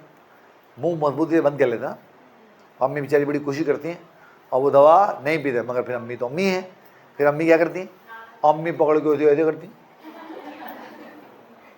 और दवा उसके मुंह में उड़ेल देती, ऐसे ही करती है ना। और फिर चूंकि अम्मी बड़ी एक्सपीरियंस है, बड़ी होशियार है, वो उसे दवा उड़ेलती नहीं मुंह में, उसकी नाक भी पकड़ के ऐसे बंद कर देती, क्योंकि जब उसकी नाक ऐसे बंद करेंगी तो वो मुँह से सांस लेगा, और जब मुँह से सांस लेगा तो दवाई सारी उसके पेट में चली जाएगी। तो अम्मी ने साइंस पढ़ी नहीं है, मगर अम्मी को साइंस तुमसे ज़्यादा आती है बेटा। उसके अलावा माउथ का जस्ट एक काम है, क्या काम है? खाने को ओरल कैविटी में एंटर कराते, दैट्स इट, बस ये काम है। मगर इसके अलावा ये जो हमारा अल्लाह ताला ने हमें गार्ड दिए हैं ना, लिप्स, ये और भी काम करते हैं। मिसाल तौर पे they help in swallowing and sipping. ये आपको swallow करने में और सिप करने में हेल्प करते हैं। मिसाल तौर पे अभी अगर आप यहाँ बैठे बैठे अपना थूक निकलने की कोशिश करें, तो आप देखेंगे थूक जब निकलेंगे तो क्या होगा? पहले आप होंठ बंद करेंगे, देन यू swallow। ऐसा हो रहा है नहीं हो रहा है? ऐसा हो रहा है नहीं हो रहा है? अबे हंस रहा, ऐसा हो रहा है नहीं हो रहा है? एग्जैक्टली ऐसे ही हो रहा है, क्योंकि हम पहले अपने होंठ बंद करते हैं, इंट्रा ओरल प्रेशर डेवलप करते हैं, then we swallow। Same goes with sipping. Straw होंठों के बीच में दबाते हैं, होंठ बंद करते हैं, देन वी सक इट। ऐसे ही होता है ना? ठीक है।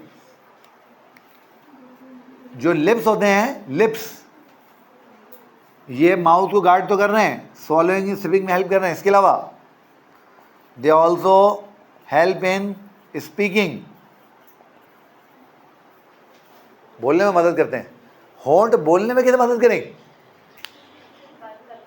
हाँ, वो मैं समझाता हूँ बच्चों को अक्सर। अपने उंगलियों से अपने होंठों को ऐसे करो, एंड नाउ से पाकिस्तान। हाँ, उंगलियों से होंठ ऐसे करो और पाकिस्तान बोलो। कोई नहीं बोल सकता, क्यों? क्योंकि पाकिस्तान बोलने के लिए, पी बोलने के लिए होंठ बंद करना जरूरी है।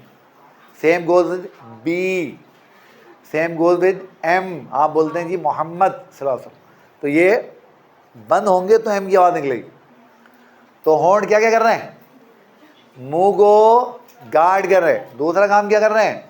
स्वॉलोइंग में, सिपिंग में हेल्प कर रहे हैं। मैंने आपको बताया कि जब आप स्वॉलो करते हैं, जैसे थूक निकलेंगे, पहले होंठ बंद करेंगे, देन स्वॉलो करेंगे, सिपिंग भी ऐसे होगी। ये बोलने में मदद करते हैं, आवाज़ को शेप देते हैं। जैसे मैंने आपको कहा, आप पी नहीं बोल सकते, बी नहीं बोल सकते, एम नहीं बोल सकते, ओ नहीं बोल सकते, होंठों की मूवमेंट के बगैर है। और तुम समझते थे होंठ से लिपस्टिक लगाने के लिए इस्तेमाल होता है भाई? होंठ बेटा सिर्फ लिपस्टिक लगाने के लिए नहीं, और ये तो माशाल्लाह चिपस्टिक लगा रहा है, सिर्फ इस काम के लिए इस्तेमाल नहीं होता बेटा, और भी काम है। अब ये हो गया मतलब हल। इसके बाद आएगी ओरल कैविटी। अब जरा ओरल कैविटी में चलते हैं, इसको मिटाऊं?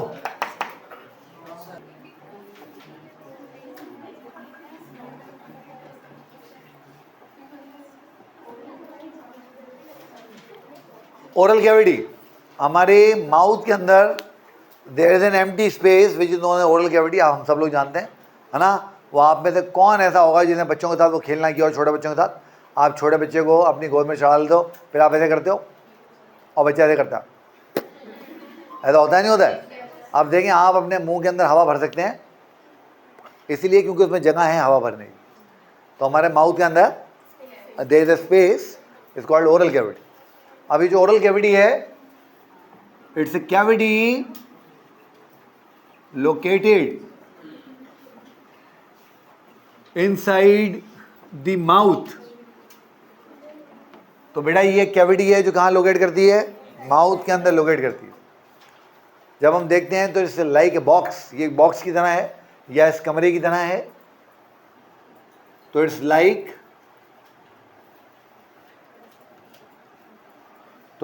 A box. ये बेटा बॉक्स की तरह होती है, याद कर लें, या कमरे की तरह होती है। और किसी भी बॉक्स के या किसी भी कमरे के 6 जो है वो बॉर्डर्स होते हैं। 2 उसकी दीवार होंगी साइड वाली, एक पीछे वाली दीवार, एक आगे वाली दीवार, एक छत और एक फर्श, है ना। तो 2 साइड वॉल्स, एक एंटीरियर पार्ट, एक पोस्टीरियर पार्ट, एक रूफ एंड एक फ्लोर। तो ओरल कैविटी की भी ये 4-5 बाउंड्री, 6 बाउंड्री है। तो इट्स लाइक ए बॉक्स। इसकी 6 बाउंड्रीज हैं। कितनी बाउंड्री है बच्चों? इसकी 6 बाउंड्रीज हैं। देखो 6 बाउंड्री कौन कौन सी हैं? बाउंड्री नंबर 1 जो आप ऑलरेडी पढ़ चुके हो, तो इसके एंटीरियर, इसके आगे क्या होगा? माउथ होगा, ऑलरेडी आप पढ़ चुके हो। इसके पोस्टीरियर, इसके पीछे क्या होगा? पोस्टीरियर। इसके पीछे क्या होगा? फेरिंग्स, जिसको आप आम जबान में अगर मैं समझाने के लिए बोलूँ ना, ये समझिए गले का, थ्रोट का अंदर वाला हिस्सा, आसानी के लिए समझ लें। हालांकि उसमें लेरिंग्स भी आ जाएगी, बट आसानी के लिए। उसके बाद आ जाएगी इसकी रूफ। अगर आप अभी यहाँ बैठे बैठे अपनी ज़बान शरीफ को ऊपर लेके जाएं और ऊपर फेरें, तो आप फील करेंगे ऊपर आपको एक बोन फील हो रही होगी, है ना। ये जो हार्ड स्ट्रक्चर है इसको बोलते हैं बेटा पैलेट। प्लेट नहीं, palette.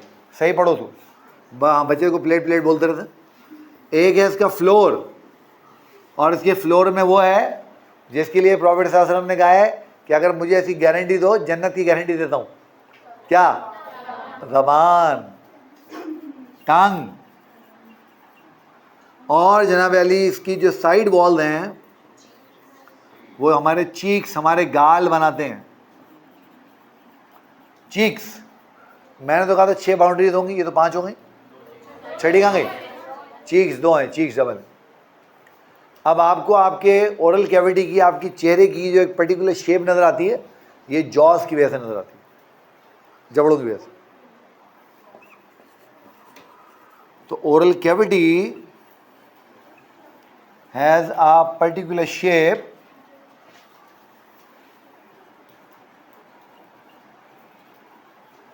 Due to jaws, that is mandible. Mandible बोलते हैं लोअर जॉ को, और ये आपको पता है मोबाइल होता है ना, मूव करता है, प्लस मैक्सिला, और मैक्सिला अपर जॉ होता है और ये फिक्स होता है। तो हमारी जो सारी मूवमेंट होती है वो लोअर जॉ में होती है, मैंडिबल में होती है। आप मैक्सिला हमारा मूव नहीं करता ना, इसलिए जब भी हम च्यूइंग करते हैं, चबाते हैं, तो नीचे वाला बड़ा ऊपर नीचे होता रहता है ना। ओके, उसको मिटाऊं? ठीक। अब ओरल कैविटी में कुछ कंटेंट होते हैं जिनको हम कहते हैं contents of oral cavity. Contents of oral cavity.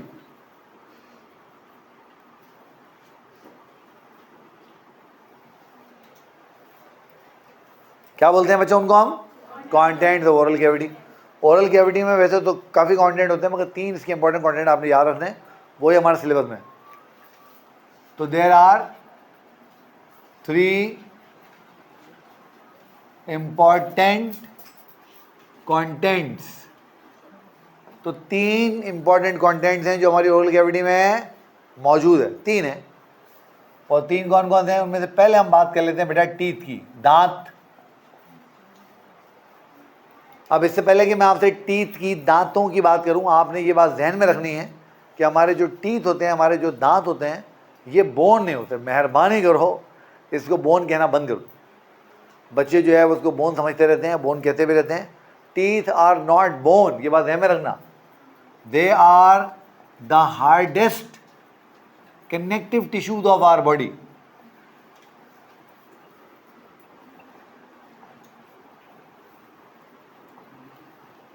ये हमारी बॉडी के सबसे हार्ड, सबसे मजबूत कनेक्टिव टिश्यू है।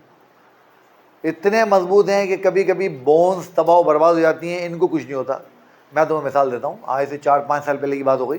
तुम्हें याद है जुनैद जमशेद का जहाज़ क्रैश हुआ था। जब जुनैद जमशेद का जहाज़ क्रैश हुआ जिसमें उसकी डेथ हो गई, तो वो आपको पता है जब जहाज़ क्रैश होता है ना तो बॉडीज़ बिल्कुल बर्न हो जाती हैं, अनआइडेंटिफाइड हो जाती हैं।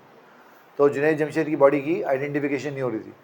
आइडेंटिफिकेशन कैसे की उन्होंने उसके डेंटिस्ट से उसके दांतों के स्कैन मंगाए, और वो जो बॉडीज़ थी जो कि अनआइडेंटिफाइड बॉडीज़ थी, बर्न हो गई थी, उनके डेंटल स्कैन किए, दांत सलामत थे उनके डेंटल स्कैन किए। जो मैच हुआ उसको मैच किया और डिक्लेयर कर दिया ये जुनैद जमशेद की बॉडी है। उसके भाई के साथ डीएनए की मैचिंग भी की, बट देखो दांतों की सैम्पलिंग की उन्होंने। इसी तरीके से आपको याद है पाकिस्तान में वो एक डिक्टेटर हुआ करता था, उसका नाम था ज़ियाउल हक।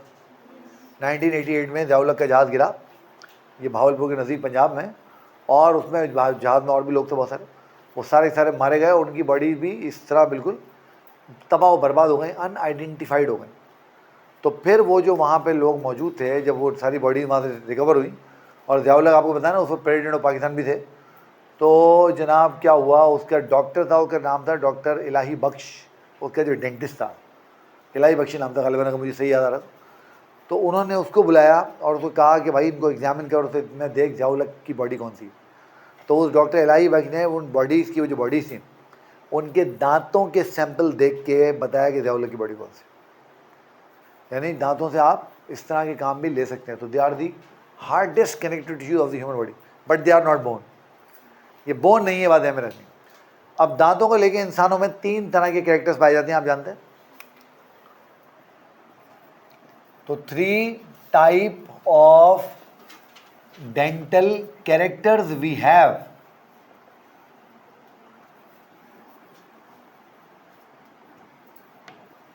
तीन तरह के डेंटल कैरेक्टर्स होते हैं जो इंसानों के अंदर जो है पाए जाते हैं, 3 तरह के।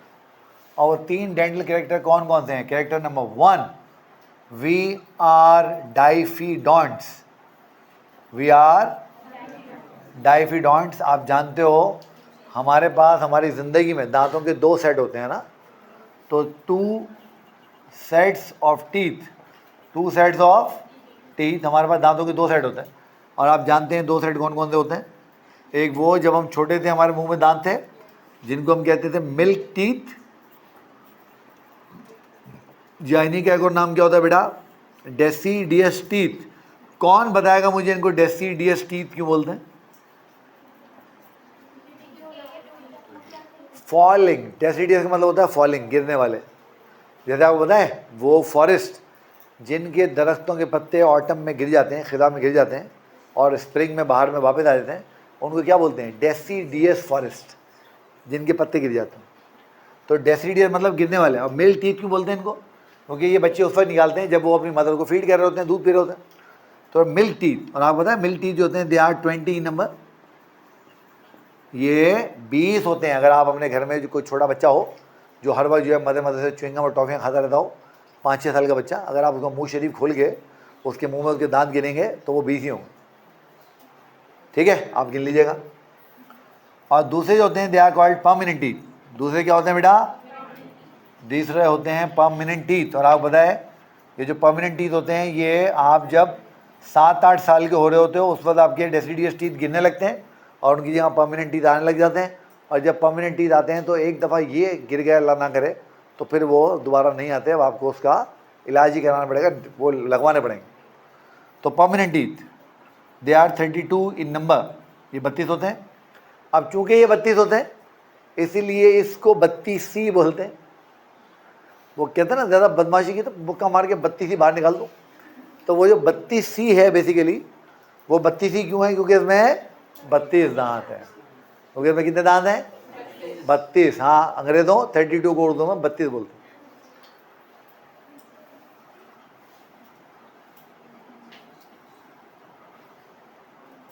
दूसरे जो होते हैं बेटा, दूसरा कैरेक्टर, वी आर थीकोडॉन्ट्स।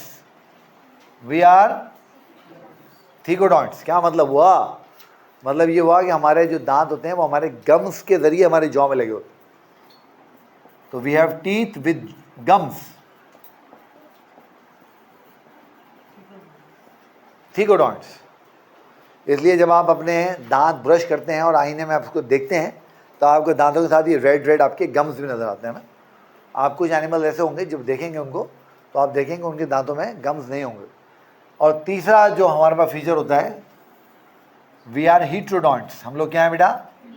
हमारे जो दांत है ना वो डिफरेंट पर्पसेस को सर्व करने के लिए अल्लाह ताला ने हमें दिए हैं। तो डिफरेंट टाइप ऑफ टीथ, तो हमारे पास डिफरेंट तरह के, मुख्तलिफ तरह के दांत होते हैं। आपको पता है हमारे पास 4 तरह के दांत होते हैं। पहले जो हमारे दांत होते हैं, we use to call them incisors या इंसीजर्स, इनसाइजर्स या इंसीजर्स। याद कर लो, ये 8 होते हैं। और बेटा याद कर लें, दे आर कटिंग टीथ।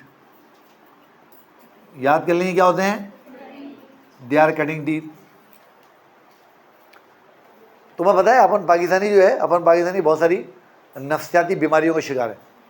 उनमें से एक बीमारी ऐसी है जो हम सब में कॉमन है। और वो बीमारी क्या है? जो छोटा बच्चा होता है 1 साल का, 8 महीने का, 10 महीने का, जो दांत निकाल रहा होता है उसके सबसे पहले सामने इंसाइजर आते हैं। जहाँ उस बच्चे के दांत देखेंगे वहीं उंगली उसके मुँह में। ऐसा है या नहीं? उंगली उसके मुँह में दे देते हैं, फिर उंगली काटता है तो फिर कहते हैं कि यार देखो देखो हमें काट ली। अब भाई तुझे क्या तकलीफ, तो उंगली उसके मुँह में डालने। तो कौन पाकिस्तानी है जिसकी उंगली उस मशीन में ना आई हुई हो? ऐसा है नहीं? जहाँ देखेंगे बच्चे के 2 दांत ऊपर नजर आ रहे हैं तो डॉट टॉक ये उंगली मुँह में। पता नहीं कि नफ्सियाती बना है।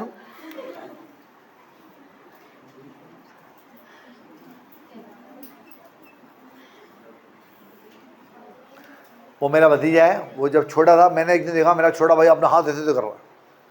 मैंने भी क्या हो गया? बोला यार वो ने ना हारिस ने काट दी। मैंने कहा हारिस ने तुझे आके तो नहीं काटा होगा? वो चलता भी नहीं बेचारा। बोला नहीं वो मैंने उसको अपनी उंगली से मुँह दे दी। मैंने कहा क्या तकलीफ दी थी अपनी उंगली के मुँह रेडने।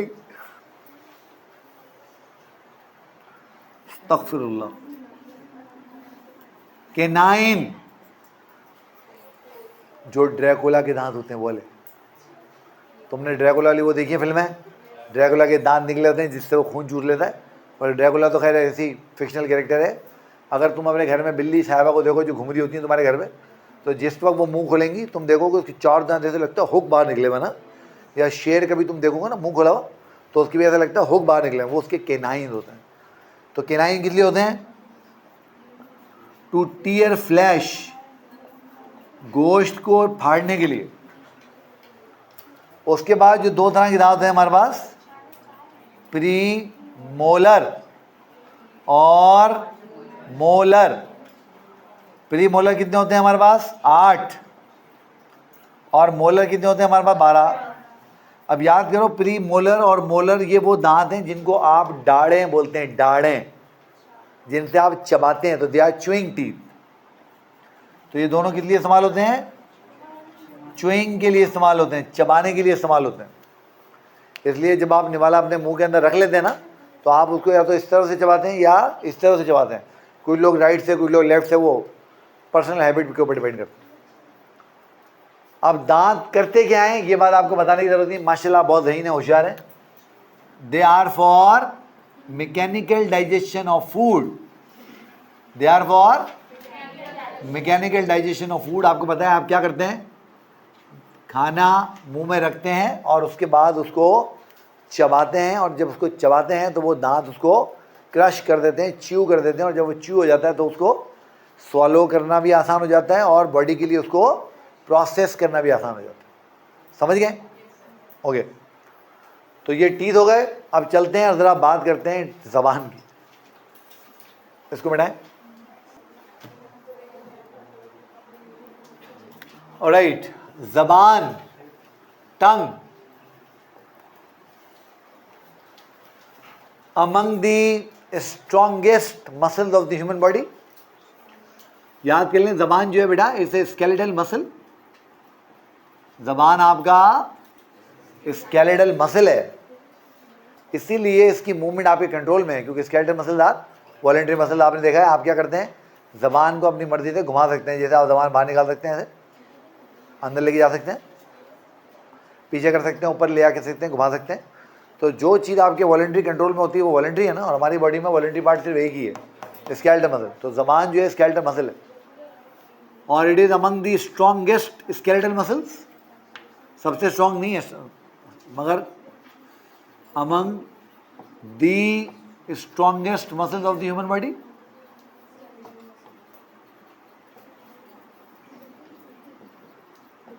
तो ये हमारी बॉडी के जो सबसे मजबूत मसल है ना, उनमें से एक है। बात को याद रखना, भूलना नहीं।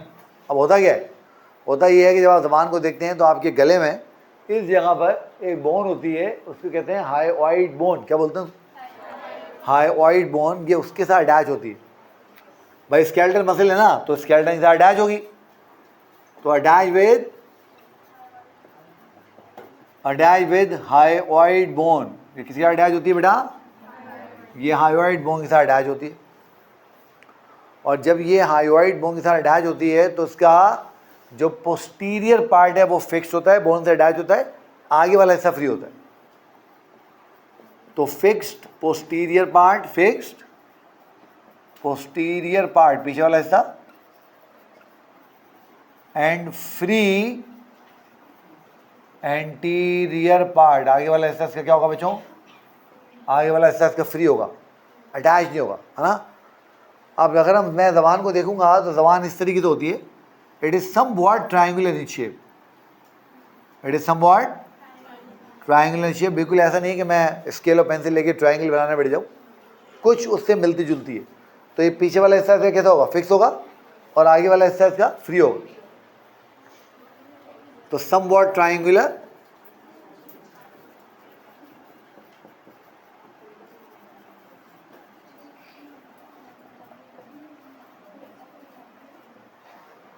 तो बेटा it is somewhat triangular in nature, ये ट्रायंगुलर होती है।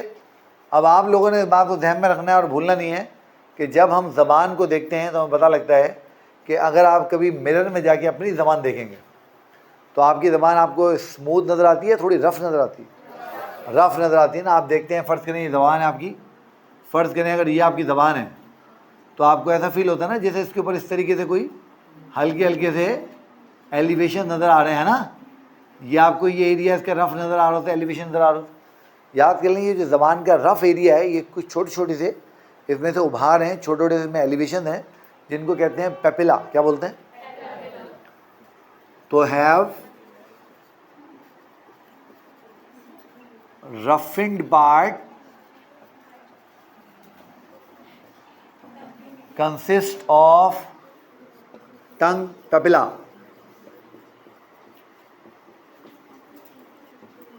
तो इसका एक रफ पार्ट होता है, इसको हम टंग पेपिला बोलते हैं। और याद कर लें, ये जो टंग पेपिला होते हैं ना, इसी में इसके टेस्ट बड्स होते हैं। हम जो जायका फील करते हैं सारा यहीं से फील करते हैं। मैं आगे लिख देता हूँ, loaded with taste buds, loaded with taste buds. तो आप जो जायका शरीफ महसूस करते हैं वो यहीं से महसूस करते हैं।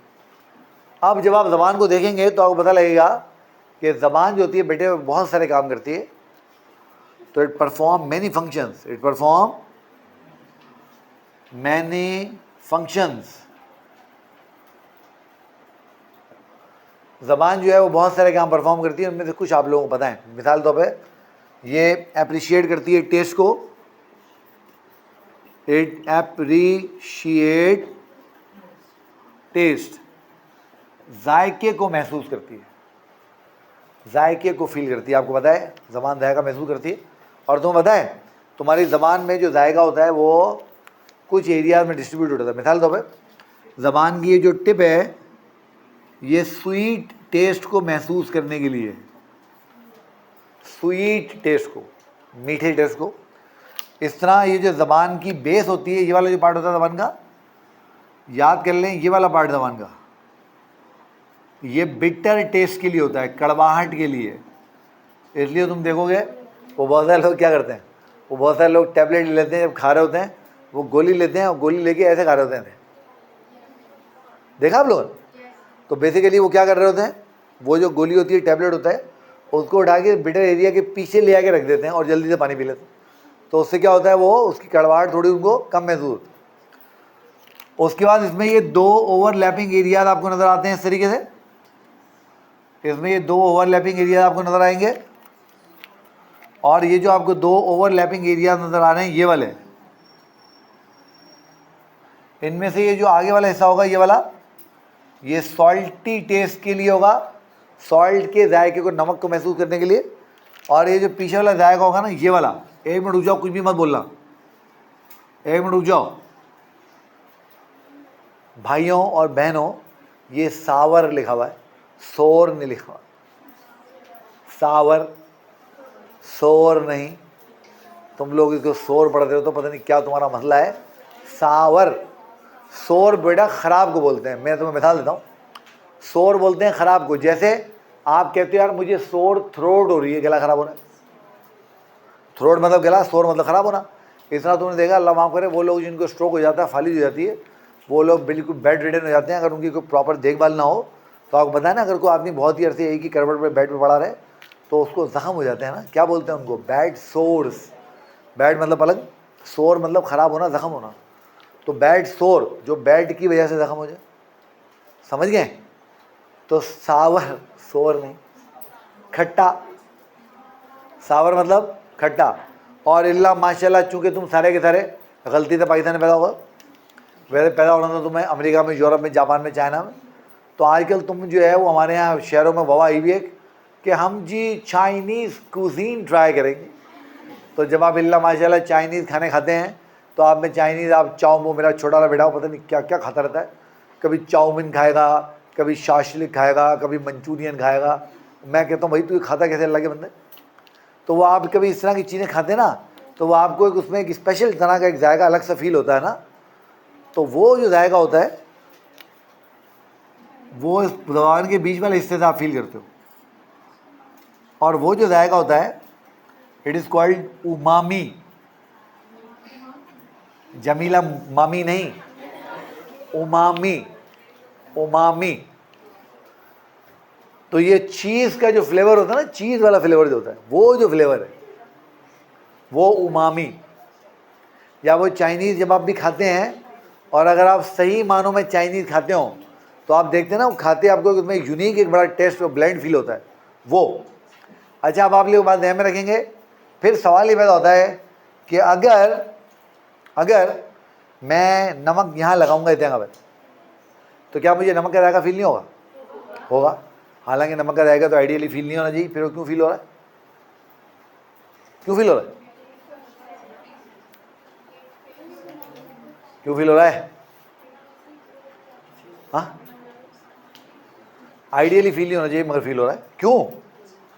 अरे जालिमो, because of saliva, because of saliva. क्यों? क्योंकि जैसे ही तुमने नमक ज़बान में यहाँ लगाया, स्लाइवा मौजूद था, वो स्लाइवा में डिज़ोल्व हुआ, पूरी ज़बान पे फैल गया और तुमने उसके टेस्ट को फील कर लिया।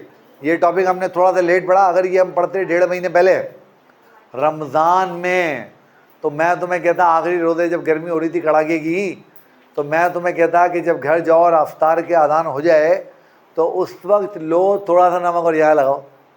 जब ज़बान बिल्कुल खुश्क हो रही है, ड्राई हो रहा है, पूरे दिन गुजर गया है, कोई खा पानी भी, आप यकीन माने ज़बान पे आप नमक यहाँ लगाते तो आपको नमक का जायका फील नहीं होता। या आप वो जो शरबत अम्मी जान ने बनाया था, उसको थोड़ा सा शरबत के किसी चीज़ में लेके उसको यहाँ रखते हैं, आपको वो शरबत फील नहीं होता। ये अलग बात है कि आपके घर वाले कहते हैं हाँ भाई रोज़े की वजह से इसको कुछ हो गया है, अजीब अजीब काम कर रहा है, मगर एक्सपेरिमेंट हो जाता। अभी भी चूँकि गर्मियाँ बहुत हो रही हैं, किसी दिन अगर कड़ाके की गर्मी हो और आपने बहुत देर पानी ना पिया और आप बड़ी शिद्दत की प्यास महसूस कर रहे हो, ज़बान बिल्कुल खुश हो रही हो, तो ये एक्सपेरिमेंट अगर आप करेंगे तो वो हो जाएगा। देखिए सही है, पहला काम क्या हो गया ज़बान का, जायका महसूस करना। दूसरा काम, जब आप खाना शरीफ नोश फरमाते हैं और खाना चबा रहे होते हैं, ज़बान क्या कर रही होती, ज़बान क्या कर रही होती, घूमती रहती है। क्यों घूमती रहती है भाई? जब तुम खाना खा रहे हो, जब तुम खाना चबा रहे हो, ज़बान घूम रही है। क्यों घूम रही है? ताकि खाना दांतों के बीच में आके चबाया जाए, अच्छी तरह चबाया जाए। बशर्त ये है कि तुम शादी में खाना ना खा रहे हो, वरना तो तुम खाना चबाओगे ही नहीं, उतारते जाओगे, ख़त्म ना हो जाए। इसको क्या बोलते हैं? Manipulation of food. क्या बोलते हैं? Manipulation of food. फूड को उलटना पुलटना, फूड को घुमाना, ये किसका काम है? ज़बान का काम है। किसका काम है? ज़बान का काम। तीसरी चीज़, ज़बान के बगैर आप स्वॉलो नहीं कर सकते, स्वॉलोइंग। इसलिए फिर वही बात, अगर आप अभी बैठे बैठे अपना स्लाइवा थूक स्वॉलो करने की कोशिश करें तो आप देखेंगे जैसे आप थूक स्वॉलो करेंगे अपना, आपकी ज़बान ऊपर जाके आपकी पैलेट को फील करेगी। देखो, अब देखो ज़बान कहाँ है? फ्लोर में। पैलेट कहाँ है? रूफ में। तो अगर ज़बान पैलेट को लग रही है तो उसका एक ही तरीका है कि ज़बान ऐसे ऊपर हो रही है। तो जब आप स्वॉलो करते हैं तो ज़बान आपकी ऐसे अपलिफ्ट होती है और आपका जो भी बोलस है, फूड है, कुछ भी है, व्हाटएवर, वो चूँकि स्लैब से मिक्स हुआ हुआ है तो वो स्लिप हो जाता है पीछे की तरफ। समझ ना बात? और ज़बान के बगैर आप बोल नहीं सकते, ज़बान के बगैर आप बोल नहीं सकते। सुभान अल्लाह। मैंने आपको बताया था, आपको याद है मैंने आपको क्या बताया था कि अरबिक में जिस वर्ड के साथ छोटी ये लगी होती है उसका मतलब होता है मेरी, माइन, है ना? मैंने आपसे बात की थी एक दफ़ा पहले, याद करें हज़रत मूसा अलैहिस्सलाम की दुआ, जब अल्लाह ताला ने उनको भेजा फ़िरौन के पास कि जाओ फ़िरौन के पास, वो बदमाशी कर रहा है, उसको बोलो इंसान का बच्चा बन जाए। तो हज़रत मूसा अलैहिस्सलाम ने क्या दुआ की अल्लाह से? उन्होंने कहा रब्बी यानी मेरे रब, इशराह बोलते हैं खोलने को, रब्बी इशराह ली। अरबिक में जहाँ भी लाम लगा होता है ना, इसका मतलब होता है के लिए, अरबिक में। और लाम के साथ हमने क्या लगा दिया? छोटी ये, मेरे लिए। तो रब्बी, ए मेरे रब, इशराह ली, खोल दीजिए मेरे लिए, सदरी, सदर बोलते हैं सीने को, सदरी मेरा सीना, है ना? और रब्बी इशराह ली सदरी व यस्सिर ली, और आसान कर दीजिए, ली मेरे लिए, अमरी जो काम आपने मुझे दिया है, अमर बोलते हैं ना काम करने को, और वाहलुल और खोल दीजिए, उकदा, उकदा बोलते हैं गिरा को, नॉट को, दबान, हाँ, उकदा तुम मिल लिसानी जो मेरी ज़बान में है। वो क्या आपको पता है? हज़रत मूसा अलैहिस्सलाम जब छोटे थे उन्होंने रख लिया था जलता हुआ कोयला अपनी ज़बान पे, तो उनकी ज़बान में थोड़ी तुतलाहट थी, बाज़ दफ़ा वो बोलते थे तो लोगों को उनकी बात समझ में नहीं आती थी, तो उन्होंने क्या दुआ की? वाहलुल उक़दतुम मिन लिसानी, मेरी ज़बान की गिरा खोल दीजिए, यफ़क़हू, ताकि जब मैं कुछ कहूँ कौली तो उनको मेरी बात समझ में आए। बात समझ में आ रही है? ज़बान के बगैर आप बोल नहीं सकते, यू सिंपली कैन नॉट। इसके अलावा भी ज़बान का काम है। तो ज़बान क्या क्या काम कर रही है? ज़बान जायका महसूस कर रही है, ज़बान फूड को घुमा रही है, ज़बान सॉलोइंग में हेल्प कर रही है, बोलने में हेल्प कर रही है। एक काम और भी करती है ज़बान, वो क्या है? ज़बान जज्बात के इजहार में भी इस्तेमाल होती है। कैसे? छोटे बच्चे जब उनको कोई पसंद नहीं आता तो गुस्सा वो कर नहीं सकते, डांट वो सकती नहीं, वो कैसे करते हैं? ऐसे करते हैं। इसका क्या मतलब होता है? या तो सामने वाले को गुस्सा दिला रहे हैं, या तो कह रहे हैं गायब हो जाए इधर से, भाग जाए इधर से, यही मतलब होता है ना? तो ज़बान जज्बात के इजहार के लिए भी इस्तेमाल होती। और तुम लोग भी कोई इतने शरीफ नहीं, तुम भी एक दूसरे के ऐसे करते रहते हो। ठीक हो गया? ज़बान। अब ज़रा बात करते हैं आखिरी कंपोनेंट की, सलाइवा की। इसको मिटाएं।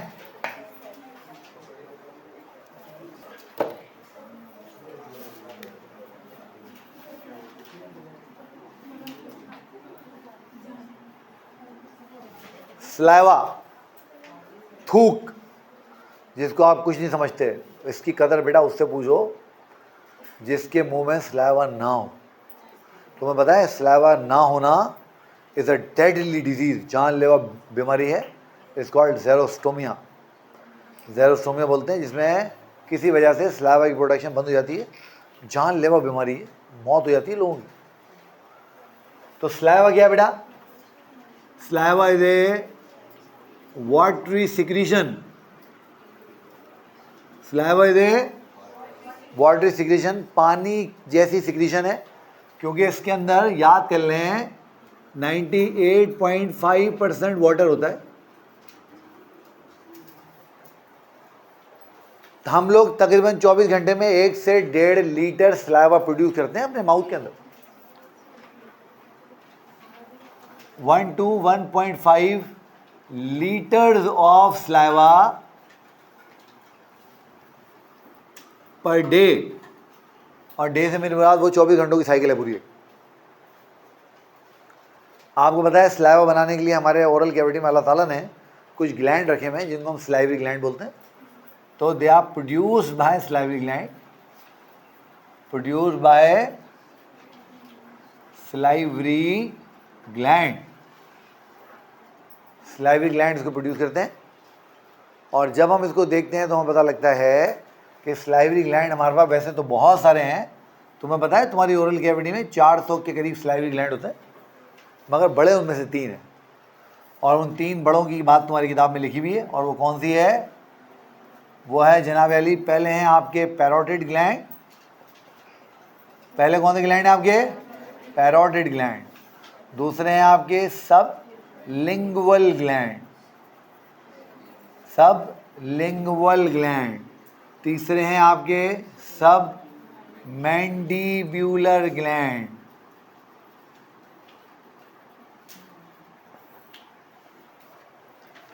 पैरोटिड, सब लिंगुअल, सब मैंडिबुलर। पैरोटिड होता है एयर के नीचे।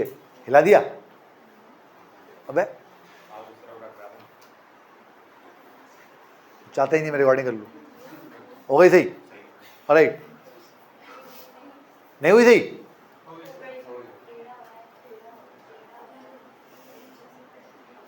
तो भाई चाहता ही नहीं मैं रिकॉर्डिंग कर लूँ, दुश्मन मालूम हो रहा है मेरा मुझे। पैरोटिड ग्लैंड, हाँ भाई पैरोटिड ग्लैंड कहाँ होता है? कान के नीचे इस जगह पर। तो अगर ये कान के नीचे इस जगह पर है तो हम इसको फील क्यों नहीं करते इधर? अगर ये कान के नीचे इस जगह पर है तो अपन को फील क्यों नहीं होता? क्योंकि जॉ के पीछे, जॉ के पीछे। तो लोकेटेड बिलो ईयर, कान के नीचे। सब मतलब क्या होता है? नीचे, बिलो। लिंगवा, जबान को बोलते हैं। सब लिंगवल ग्लैंड, जबान के नीचे हो। लोकेटेड बिलो टंग, जबान के नीचे। और मैंडिबल, अभी मैंने आपको बताया था, लोअर जॉ को बोलते हैं सब मैंडिबुलर, लोअर जॉ के नीचे यहां पर। लोकेटेड बिलो मैंडिबल, मैंडिबल के नीचे हो। अच्छा, तीनों स्लाइवरी ग्लैंड जो स्लाइवा बनाते हैं ना, उनकी प्रोडक्शन में, क्वालिटी में थोड़ा थोड़ा सा फ़र्क होता है। मगर अभी आप चूँकि बहुत छोटे हैं तो इसलिए अभी आप सिर्फ ये याद कर लें ये स्लाइवा बनाते हैं। जब आप मेडिकल कॉलेज में आएंगे तो मैं अपने मुबारक हाथों से आपको खुद बताऊंगा इनकी स्लाइवा में क्या क्या फ़र्क होता है थोड़ा सा।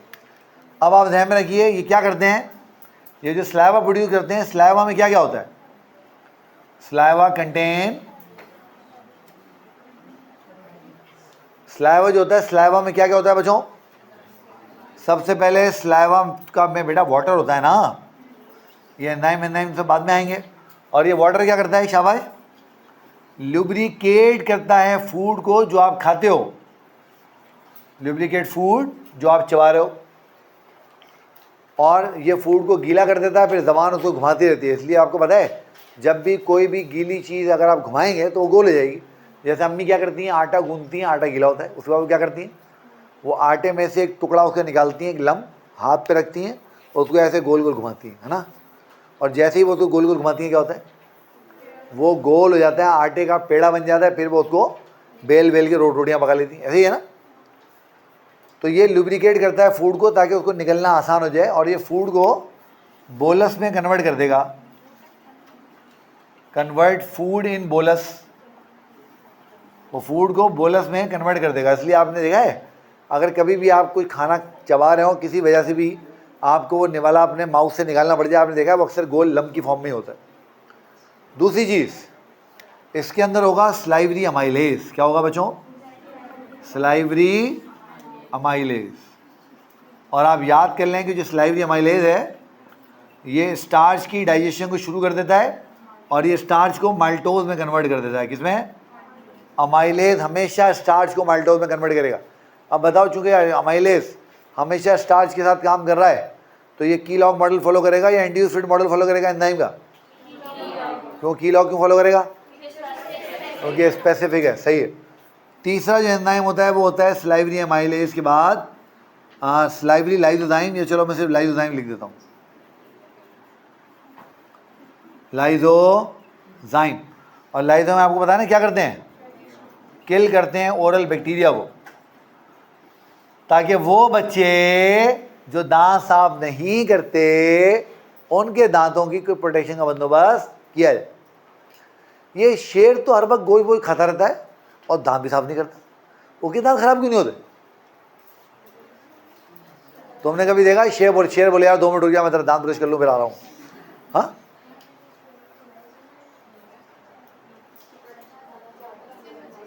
ये शेर हो गया, बकरी हो गई, ये तुम्हारे घर में बिल्ली घूम रही है, बिल्लीबाजी वो हो गई, और ये एनिमल हो गए इतने सारे, ये तुम्हारे मोहल्लों में घरों में घूमते रहते हैं। ये तो खाना वाना खा के दांत साफ नहीं करते, या साफ करते हैं? नहीं करते। अब तो उनके दांत खराब क्यों नहीं हो रहा है? क्या जंगल में कोई डेंटिस्ट है क्या कोई? लाइसोजाइम ज़्यादा क्वान्टिटी प्रेजेंट होगा। अब ये तुमने मुझे ना देख के बताना नेक्स्ट टाइम कि लाइसोजाइम अपना शेर और बाकी जानवर जो दांत साफ नहीं करते उनके दांत खराब क्यों नहीं होते? अच्छा, पहली बात ये बात नहीं है कि उनके दांत खराब नहीं होते, उनके दांत भी खराब होते हैं, मगर उस रफ्तार से खराब नहीं होते जिस रफ्तार से हमारे खराब होते हैं। क्यों? ये देख के बताना मुझे। बेटा समझ गए हो? अब देखो, तुमने फूड रखा ओरल कैविटी में, दांतों ने उसको चबाया, जबान ने उसको घुमाया, स्लाइवरी अमाइलेज ने डाइजेशन शुरू की इसकी स्टार्च की, लाइसोजाइम ने उसके बैक्टीरिया को मारा, वाटर जो था स्लाइवा का उसने उसको लुब्रिकेट किया, जबान उसको घुमा दिया, वो किस में बन गया है? फूड के बोलस में कन्वर्ट हो गया। अब जब बोलस बन गया तो क्या करोगे? उसको स्वॉलो करोगे, उसको निकलोगे। तो अब हम देख लेते हैं स्वॉलोइंग कैसे होती है, फिर आज का काम हम लोग एंड करते हैं। ठीक, इसको मिटाऊं? स्वॉलोइंग आसान जबान में निकलना, ये मैं आपको पहले भी समझा चुका हूँ कि ओरल कैविटी में फूड रखना स्वॉलोइंग नहीं है, उसको ओरल कैविटी से नीचे पुश करना, ये स्वॉलोइंग है ना। तो स्वॉलोइंग क्या है? प्रोसेस है, process in which we push food below from oral cavity to lower parts of digestive system। तो वो प्रोसेस जहाँ पर आप खाने को ओरल कैविटी से डाइजेस्टिव सिस्टम के लोअर पार्ट्स की तरफ पुश कर दें, इस प्रोसेस को आप और मैं क्या नाम देते हैं बेटा? इसको हम स्वॉलोइंग बोलते हैं। स्वॉलोइंग की याद कर लें, 2 पार्ट होते हैं, एक इसका वॉलेंट्री पार्ट होता है, एक इसका इनवॉलेंट्री पार्ट होता है। तो जब आप स्वॉलोइंग करते हो तो व्हेन वी स्वॉलो, जब आप और मैं खाना निगलते हैं तो हम लोग क्या करते हैं? मैंने आपको 2-3 चीज़ें तो ऑलरेडी बता दी हैं। हम अपने लिप्स को बंद करते हैं, लिप्स क्लोज्ड, होंठ बंद हो जाते हैं। फिर क्या होता है? टंग एलिवेट्स, जबान एलिवेट करती है, ऊपर की तरफ उठती है। जैसे मैंने अभी आपको बताया वो ऊपर उठेगी और पैलेट को जाके टच करेगी, है ना। तो होंठ बंद हो जाएंगे, जबान ऊपर उठेगी, फूड ऑलरेडी स्लिपरी हो चुका है, स्लाइवा से मिल चुका है। तो जैसे आप टंग एलिवेट करेंगे तो वो स्लिप होकर पीछे जाना शुरू हो जाएगा। और मैंने आपको शुरू में लिखवाया था ओरल कैविटी के पीछे क्या? फेरिंग्स है। जैसे ही वो फेरिंग्स में पहुंचेगा, फेरिंग्स के अंदर होते हैं muscles, they are called constrictor muscles. Constrict मतलब दबाने वाले। तो जैसे आप स्वॉलो करोगे तो आपके जो कंस्ट्रिक्टर मसल्स हैं वो कॉन्ट्रैक्ट करेंगे और फूड को नीचे पुश कर देंगे। इसीलिए अगर आप अभी यहाँ बैठे बैठे अपने हाथ शरीफ अपनी गर्दन पे ऐसे रखें और अपना थूक निकलें, तो you will feel a band of tightness here. आपको प्रॉपर फील होगा कि यहाँ पे कोई चीज़ है जो टाइट हो रही है, और वो कोई चीज़ जो टाइट हो रही है वो आपके कंस्ट्रिक्टर मसल्स हैं। तो फेरेंजियल जो कंस्ट्रिक्टर्स होते हैं क्या होते हैं बेटा? Pharyngeal constrictor muscles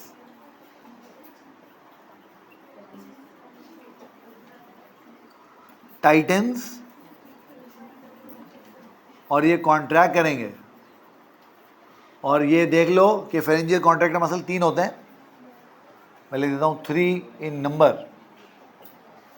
Superior, middle और इंफीरियर कंस्ट्रिक्टर होते हैं बेसिकली। तो ये टाइटन होते हैं कंस्ट्रिक्टर। अब जब ये तीनों काम होंगे ना तो खाना जो होगा वो फेरिंग्स में पुश हो जाएगा नीचे। अब जब खाना पीछे जाएगा फेरिंग में तो उसके बाद क्या चैलेंजेस आएंगे, पेरिस्टाल्सिस क्या होती है, एंटी पेरिस्टाल्सिस क्या होती है, ये सारी बातें फिर हम लोग इंशाल्लाह करेंगे नेक्स्ट टाइम। कोई सवाल?